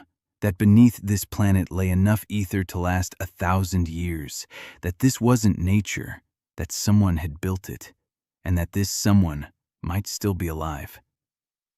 The silence lasted a minute.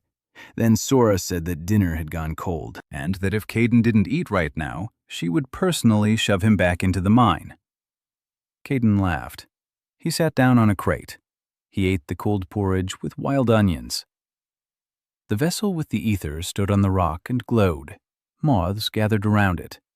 The first moths in the wastelands, drawn by the light from beneath the earth. Mira watched them and counted quietly. 7. 7 moths around a single light source. She didn't say it out loud, but Caden saw her counting. 7, like the number of reservoirs. On the 220th day, Caden called a council, a real one, not 5 people in a cave, 20. Hiram, Lena, Mira, Sora, Evelyn, Emma, plus the senior miners, plus the merchants from Rainhold who had moved to Grey Rock, plus the commanders of the security detachments, plus the Prince of Thornwold had sent his representative. They held the meeting in the new building that Evelyn had built in 3 weeks, stone, spacious, with a long table made of copper plates. Caden sat at the head, on a crate, the very same crate. He'd screwed legs onto it so he wouldn't look shorter than the others, but the crate remained. A principle. He outlined what he'd learned down below. 7 reservoirs, a planetary network, man-made infrastructure, something alive beneath the ocean. The room was silent. Then the questions began. Evelyn asked about the construction, what the channel walls were made of, what material could last 10,000 years without degrading. Caden described it, a crystalline lattice, not stone, not metal. Evelyn took notes. Lena asked about the living thing, what exactly it sensed. Caden replied that it sensed form, boundaries, rhythm, like the breath of a sleeper. She asked if it was dangerous. He replied that he didn't know. Hiram asked the main question, what were they going to do with it? Caden replied that he had a plan. He broke it down into 3 parts. First, Grey Rock begins full-scale extraction of ether from the river, not from the capillaries, from the source. The volume will increase 100-fold. The price on the world market will plummet. Corporations will lose their leverage. People who currently pay more for ether than for food will be able to breathe. Second, he will personally head south to the ocean, to the second reservoir. We need to understand what lies dormant there, and third, find someone who can read the inscriptions on the tunnel walls, because the builders left instructions, and he wants to read them. The council discussed the plan for 4 hours. By the end, they had agreed. Hiram stays to run Grey Rock. Evelyn is designing a system to extract resources from the river. Mira is expanding the hospital. Sora is in charge of supplies. Lena and Emma are going south with Cade and Lena for protection. Emma, because she's the only person who can lead the group through unfamiliar territory faster than a map. She doesn't have scouting skills. She has something better. Instinct. Before leaving, Caden spent 2 days with each of his men. Not all together, one at a time. He sat with Hiram by Joss's grave, in silence, for an hour. Then Hiram said that if Caden didn't return, he would lead Grey Rock just as Caden himself would have, and that he didn't like it because Caden was crazy, and running things like a crazy person meant not sleeping. Caden replied that he would return. Hiram said that's what everyone says. He trained with Lena. She hit targets with fireballs while he timed her reaction. 4 seconds from command to strike. Fast, but not instantaneous. He told her that on the road, 4 seconds is a luxury, that she needed to learn to hit in 1. Lena replied that she would learn, and that if he stood closer, she wouldn't even need a second. He spent the night with Evelyn poring over blueprints. Not a romantic night, a working one. They were calculating a system for safely extracting ether from the river. Evelyn was designing the pumps. Caden showed her where to place the intake points so as not to damage the riverbed. They argued about the pipe diameter. He said 20 centimeters, she said 30. She was right. He admitted it and said she was always right about diameters. She said she'd remember that. He talked to Mira about the hospital. She said she needed a second floor. There were too many patients. 1 healer for 500 people isn't medicine, it's suicide. Caden asked what else was needed. Mira gave him a list. It was long. Instruments, medicines, 2 more healers, beds, fabric for bandages, glass for the windows, real glass, not fabric. Caden read the list. He nodded. He said that when he returned, she would get everything. Mira looked at him and quietly said that he couldn't promise something he didn't know, that he was leaving into the unknown, that he might not return. Caden replied that he might, and that was exactly why she would get everything, because if he wasn't there, then Grey Rock would have to manage without him, and the hospital is the backbone of the city. He ate with Sora. She'd packed him a travel kit, spiced jerky, compressed grain bars, salt mixed with herbs Emma had found in the crevices. Sora talked nonstop, about recipes, about how a merchant from Thornwald had brought pepper and that pepper was worth its weight in gold here, about how she wanted to build a real restaurant, not just a kitchen under a canopy. Then she fell silent. She looked at Caden and said that if he died, she would personally go down into the mine after him and pull him out, just like he'd pulled Joss out. Caden replied that he believed her. He didn't speak to Emma. They sat on the wall and watched the sunset, the first sunset without a veil of ash. The sky was pink and gold. The ventilation system of the ancient reservoirs, which Caden had opened 3 weeks ago, had begun to purify the air. The ash was settling. The sky was brightening. Emma was looking at the sun. For the first time without her hood. For the first time with her back straight. For the first time with an expression on her face that could be called peace. Caden said he would take her with him. She nodded, as if she knew. On the 230th day, a small caravan of 3 people left the southern gates of Grey Rock. Caden with a pickaxe on his back, Lena with a staff in which a crystal of primordial ether burned. Emma carried a backpack stuffed with maps she had been drawing her whole life. Hiram stood at the gate. Mira stood at the hospital window. Sora stood by the kitchen with a ladle in her hand. Evelyn stood on the roof of the mine shaft with a blueprint in her hand. 500 people stood on the wall and watched as the 3 walked off into the gray plain. Caden didn't turn around, not because he didn't want to, because if he turned around, he wouldn't leave, and he had to go. Far to the south, beneath his feet, something was sleeping, and it was beginning to wake up. The journey south took 40 days, through the wastelands, through the borderlands, through the territories of the 3 principalities that Caden supplied with ether and which let him pass without question. Through forests he hadn't seen once since arriving on Arion. Real forests, with trees, with birds, with the smell of earth that had nothing to do with ash. Emma saw a tree for the first time on the 4th day of the journey. She stopped. She walked over. She touched the bark. She stood there for 5 minutes. Lena stood beside her and said nothing. Caden waited. He didn't rush her. A person who had lived in the wastelands for 17 years had the right to touch a tree for 5 minutes. On the 20th day, they reached the coast, the southern sea, warm, blue, with white sand and waves that smelled of salt and something sweet. The same scent that Caden had sensed in the cavern, ether. The sea above the reservoir was saturated with it. Subtle, barely perceptible, but to Caden's sense, it was like the smell of smoke to a firefighter. He crouched on the shore, placed his palms on the sand, closed his eyes. His sense went down, through the sand, through the clay, through the coral limestone, through layers of sedimentary rock, deeper, deeper, 300 meters, 500, 700.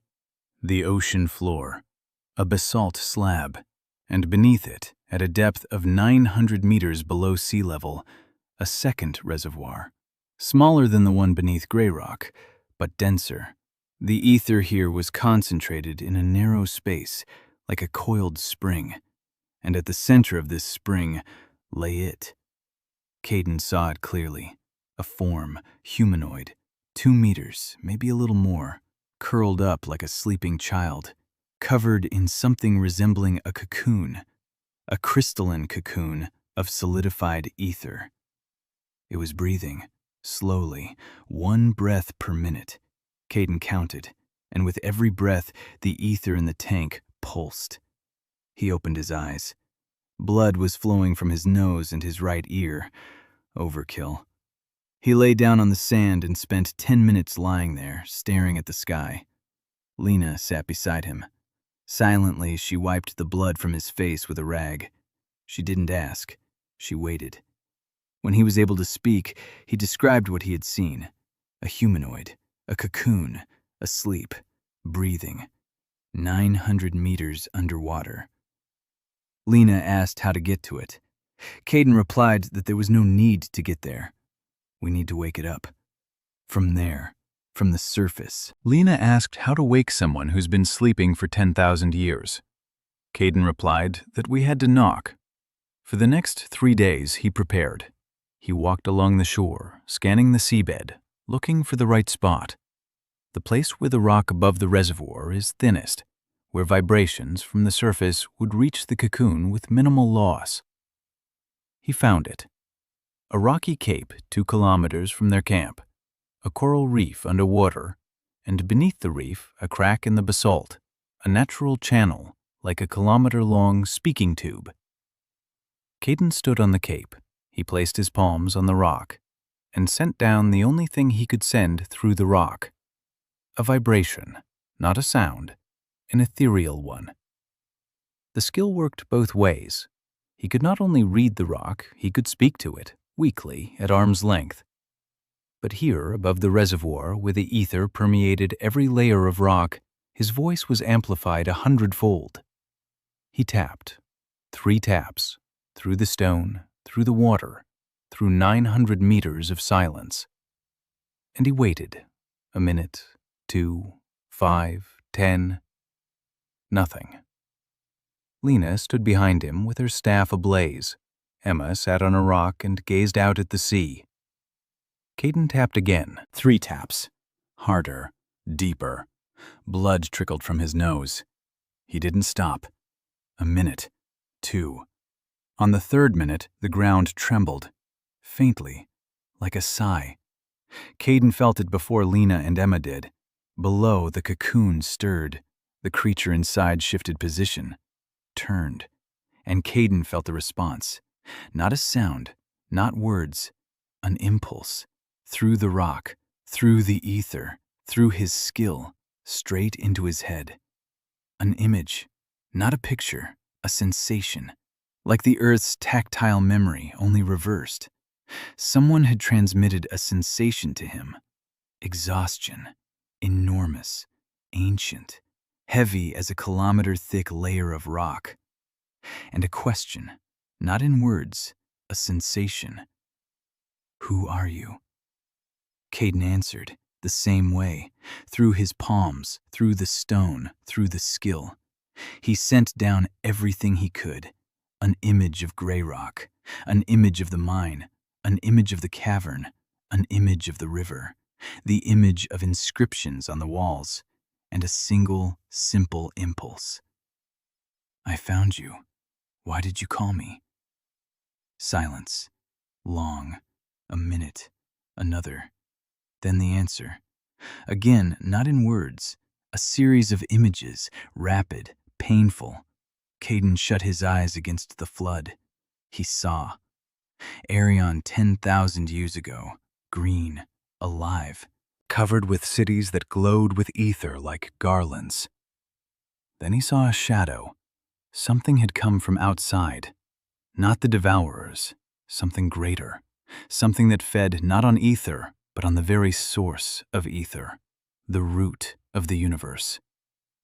He saw thousands of people working day and night, digging channels, laying reservoirs, 7 of them, all over the world, hiding the ether underground, underwater, under the ice, far away from what had come.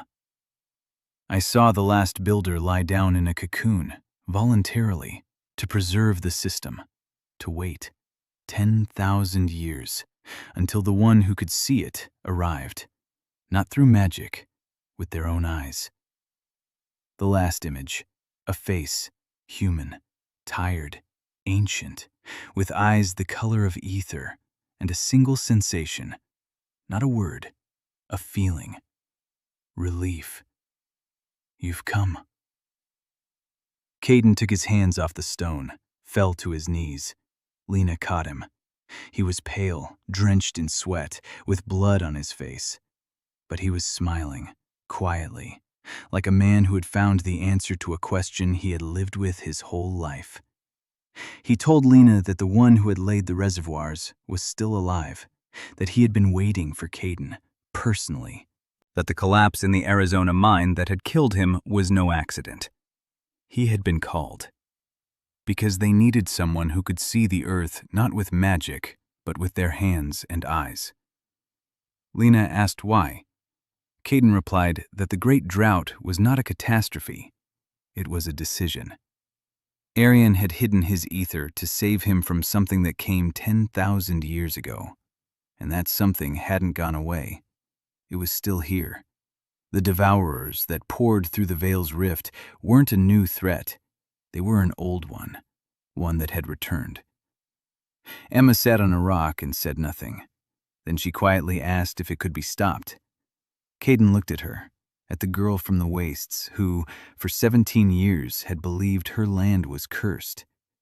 He said it could be, that to do so they would need to find all 7 reservoirs, awaken the system the builders had laid down, and return the ether to the surface. All of it. Not drop by drop, not through the mines. All of it, just as it was 10,000 years ago. Lena asked what would happen to the corporations. Caden replied that they would become unnecessary, that if the ether flowed freely like water in a river, it would be impossible to sell it. Lena smiled wryly and said that was exactly why they would try to kill him long before he reached the 3rd reservoir. Caden nodded. He said he knew, and that was exactly why he had to hurry. The return trip took 30 days, faster than the way there. Emma found a shortcut through a mountain pass that wasn't on the maps. She always found shortcuts. On the 15th day of their journey, they met Jae-yoon Park. It was no coincidence. Jae-yoon was waiting for them. She stood on the pass with a sword on her back, 24 years old, a Korean-style face, short hair, eyes that assessed the distance to the target before they even saw the target itself. The daughter of the head of a mountain clan from the northern border. Her father had sent her to assess the threat from Lord Greyrock. She'd been following them from the coast, 2 weeks. Neither Caden nor Lena nor Emma had noticed her. She decided to come out on her own. She said she'd seen enough, that Lord Greyrock was not a threat, that he was something else. She didn't say what. Caden asked what she wanted. Jae-yoon was silent for a long time. Then she said her clan was dying out. Their sacred mountain was depleted. The ether within it had dried up. The shamans say the mountain is dead. The elders forbid trading with outsiders. Pride, honor, tradition. But the children cough at night, and the old people fall asleep and don't wake up. Caden listened. Then he said he wanted to see her mountain. Jae-yoon looked at him, appraisingly, like a warrior deciding whether to let a stranger pass the wall or not. Then she nodded. The detour north added 10 days. The Pack clan's mountain was called Silver Peak. Beautiful, tall, covered with pine trees halfway up the slope and snow above. The village at the foot looked like a picture from an old book. Wooden houses, carved posts, prayer ribbons fluttering in the wind. And silence. An ominous silence. The silence of a place where people conserve their energy for conversation.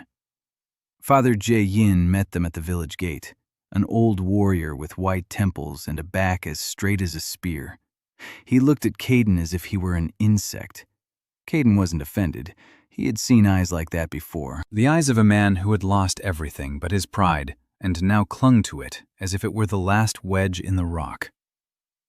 Caden asked permission to explore the mountain. The old man refused.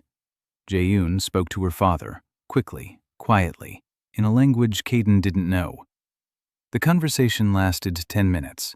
Then the old man looked at Caden again, differently now, not like an insect, like a tool that might be useful. He nodded. Caden climbed the mountain, alone. Jae-yoon wanted to go with him. He said he needed silence. He climbed for 3 hours. He found a spot on the western slope where the rock was exposed. He sat down. He placed his palms on the rock, and he saw. The shamans were wrong. The vein beneath the mountain hadn't dried up. It had shifted, a tectonic shift, slow, over hundreds of years. The vein had moved 200 meters to the west, out from under the mountain to the side. The shamans were searching where it had been before. Caden saw where it was now, powerful, alive, untouched. 200 meters to the west and 30 meters down. 2 days' work for a crew of 10 miners. He went down, told the old man. The old man listened with a stony face. Then he asked what Caden wanted in return. Caden replied that he wanted nothing, that he wasn't giving the Ether clan a gift. He was giving them their mountain back.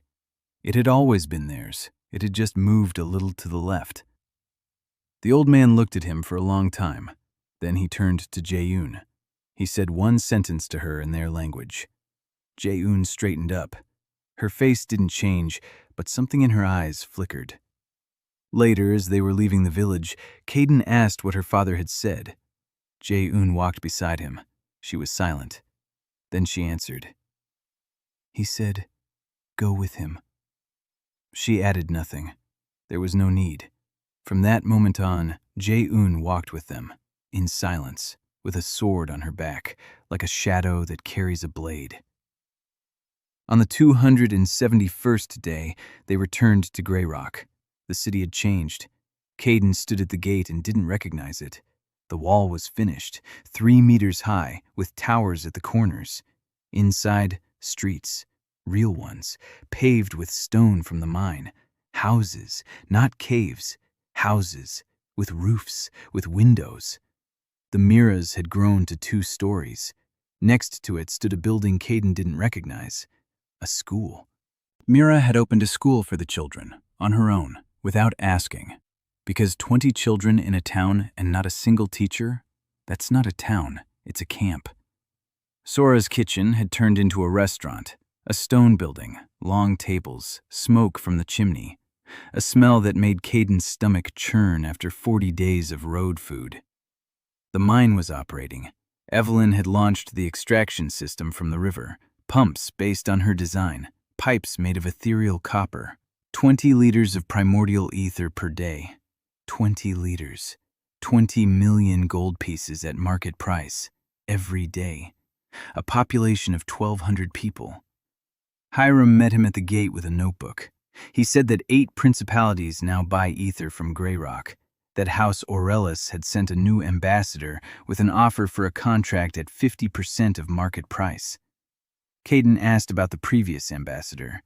Hiram said that Raynar Duval had cured Mira's kidney and now lived in the city. He worked as an accountant.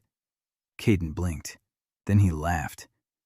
That evening he convened a council, an expanded one, 30 people, plus Jae-yoon, who stood by the wall and listened in silence. Caden told them everything. About the sleeper, about the ancient threat, about the 7 reservoirs, about how the Devourer's return was no accident, about how the great drought was a shield, not a catastrophe, and about how that shield must be removed. The room fell silent. Then Evelyn asked how to activate the reservoirs. Caden replied that he didn't know, for now, that the inscriptions on the tunnel walls were the key. Lena said she'd found someone. While Caden was in the south, she'd been looking for someone who could read the ancient symbols. She found him, an old professor from the Academy of Magic, retired, half mad, a specialist in dead languages. Expelled for a theory that the great drought was man-made. They sent for him a week ago. He's on his way. Caden nodded. He looked at his people. Hiram with a notebook, Lena with a staff, Mira with a list of the sick, Sora with a ladle, Evelyn with a blueprint, Emma without her hood, Jae-yoon with a sword. 1,200 people behind the wall, a city in the wastes that were beginning to turn green. He said they would start tomorrow. No one asked what exactly. Everyone knew. On the way back, Caden met Jae-yoon Park and found a shifted ether vein beneath her sacred mountain. Jae-yoon joined him at her father's behest. During Caden's absence, Grey Rock had grown to 1,200 residents and begun industrial ether extraction. Caden told the council the truth about the ancient threat and the 7 reservoirs. Lena found an expert in ancient languages to decipher the inscriptions. The professor arrived on the 280 day. An old man of about 70, skinny as a rake, with a beard down to his waist and eyes that burned with that special fire found in people who have lived their lives for a single idea that no one else believed in. His name was Theodore Grant. For 40 years, he had argued that the Great Drought was not a catastrophe but a choice. He had been expelled from the academy, stripped of his title. They took his library. He lived in a shack on the outskirts of the port city and wrote a book that no one read. When Lena's people found him and told him that Lord Greyrock wanted to show him 10,000-year-old inscriptions, Theodore didn't ask a single question. He gathered 3 bags of tools and books and followed them out. Caden personally lowered him into the tunnel, 700 meters deep, to the wall with the inscriptions. Theodore stood before the symbols and didn't move for 20 minutes. Then he sat down on the floor. He opened a bag. He took out a notebook, and he began to work. He worked for 3 weeks without coming to the surface. Caden brought him food. Sora cooked it specially. Theodore didn't notice what he was eating. He noticed only the symbols. On the 22nd day, he called for Caden. He said he had read it. Not all of it, a third, but enough. The inscriptions were instructions on how to activate the system.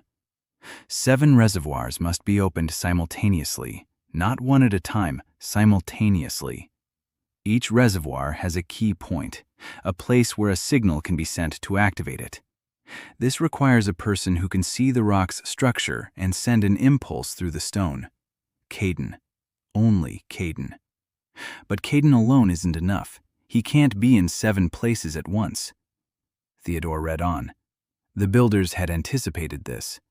The system had a cascade activation mechanism.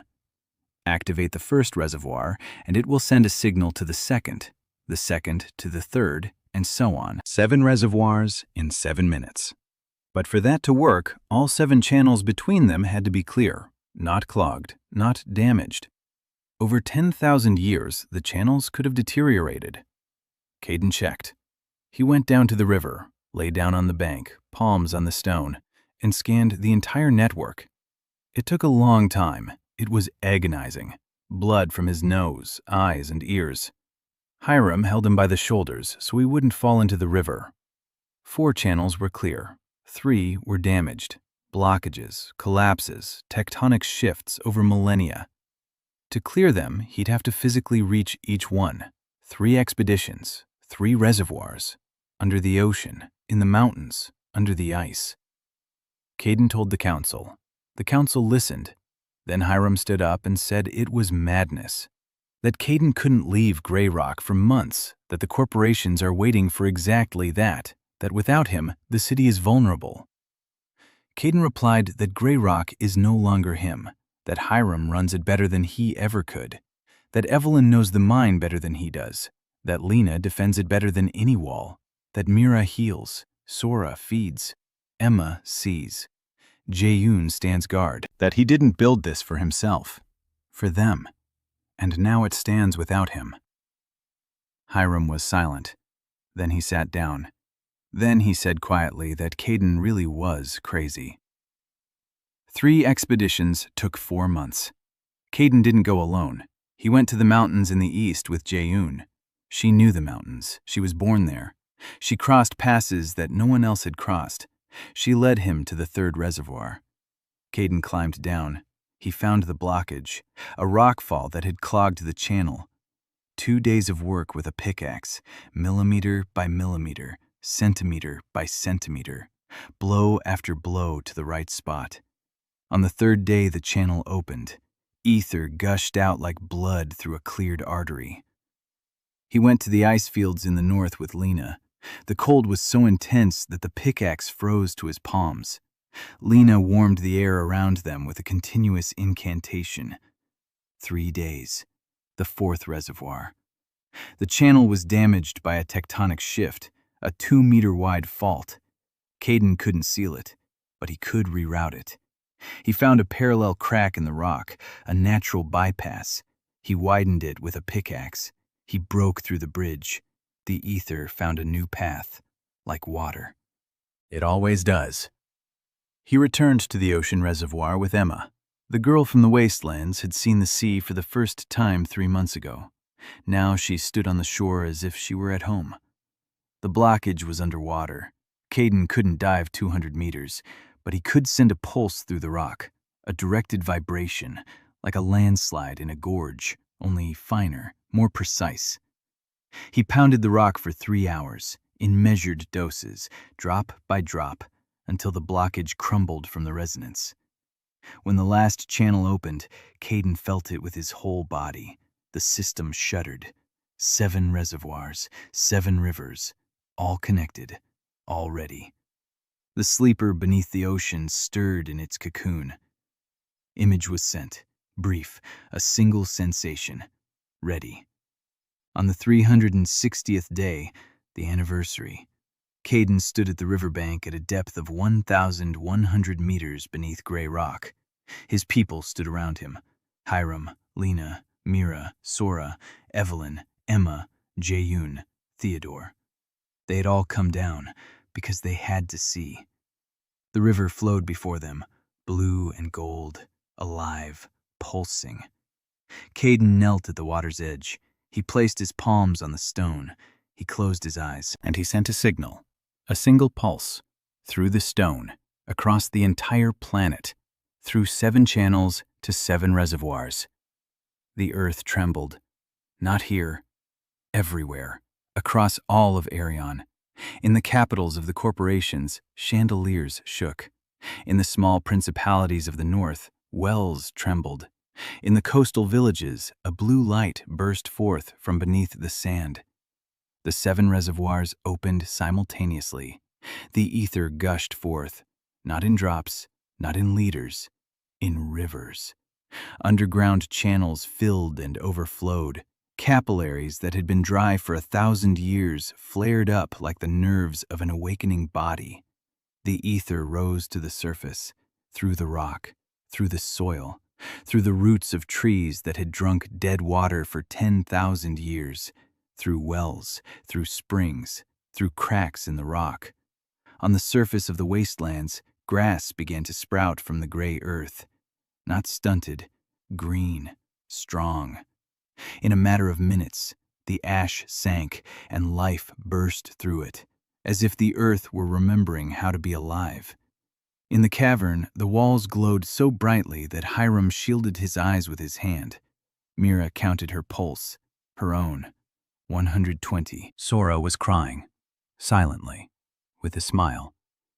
Evelyn stood with her mouth open, watching the stream of ether surging upward through the thin past them like a rising stream of warm air. Lena raised her hand.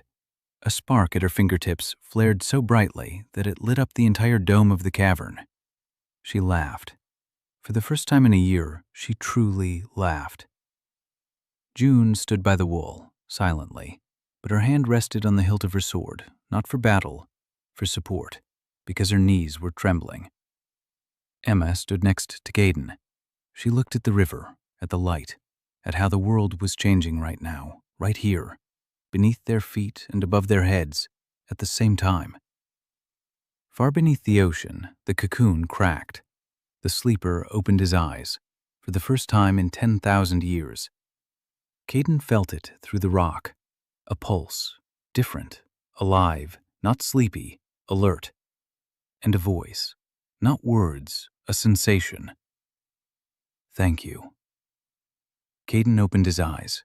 He looked at his people, at the old and the young, at the mages and the miners, at the warriors and the healers, at the cooks and the engineers, at everyone he had found and who had found him. Then he stood up. He wiped the blood from his face, picked up the pickaxe from the floor, and said that it was probably already getting light up above, and that he thought today would be a good day. They climbed for 2 hours. When they reached the surface, Caden stopped. The wastelands weren't gray.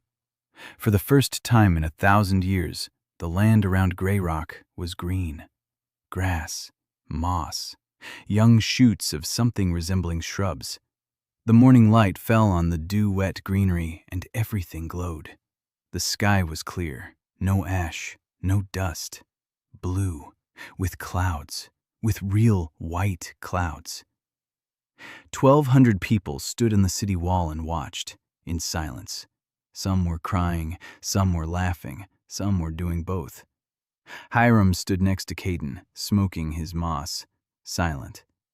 Then he said that this meant the end of the corporations, that if the ether is free, it cannot be controlled, that the world will change. Caden nodded, said it would change, and that it would be long and hard and painful, that the corporations would resist, that the devourers wouldn't disappear just because the ether had returned to the surface, that the sleeper had awakened, but he was alone, and the threat that had come 10,000 years ago might come again. Hiram asked, "So what now?" Caden looked east, toward where the sun was rising above the horizon. Pure, bright, real. He said that now we must build. Mines, roads, schools, hospitals, cities. For everyone, not for the corporations. For the people whom no one ever noticed because it wasn't profitable to notice them. Hiram snorted. He said that for a miner, Caden's speeches were too long. Caden replied that this was his last one, and that it was time for him to head to the mine. There was work to be done. He picked up his pickaxe, slung it over his shoulder, and walked toward the shaft. Emma followed him, then Lena, then Jaeun, then Evelyn with the blueprint, then Sora with a basket of food, then Mira with a tool bag. Then Hiram tapped his pipe on a rock and went too, grumbling that he was too old for this. But he went. 1,200 people watched as their lord and his team descended into the mine, on the first day of the new world, just like any other day.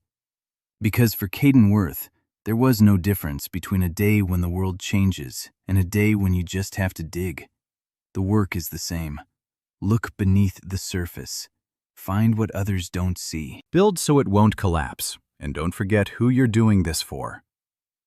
Theodore Grant deciphered the inscriptions and explained the mechanism for the cascading activation of the reservoirs.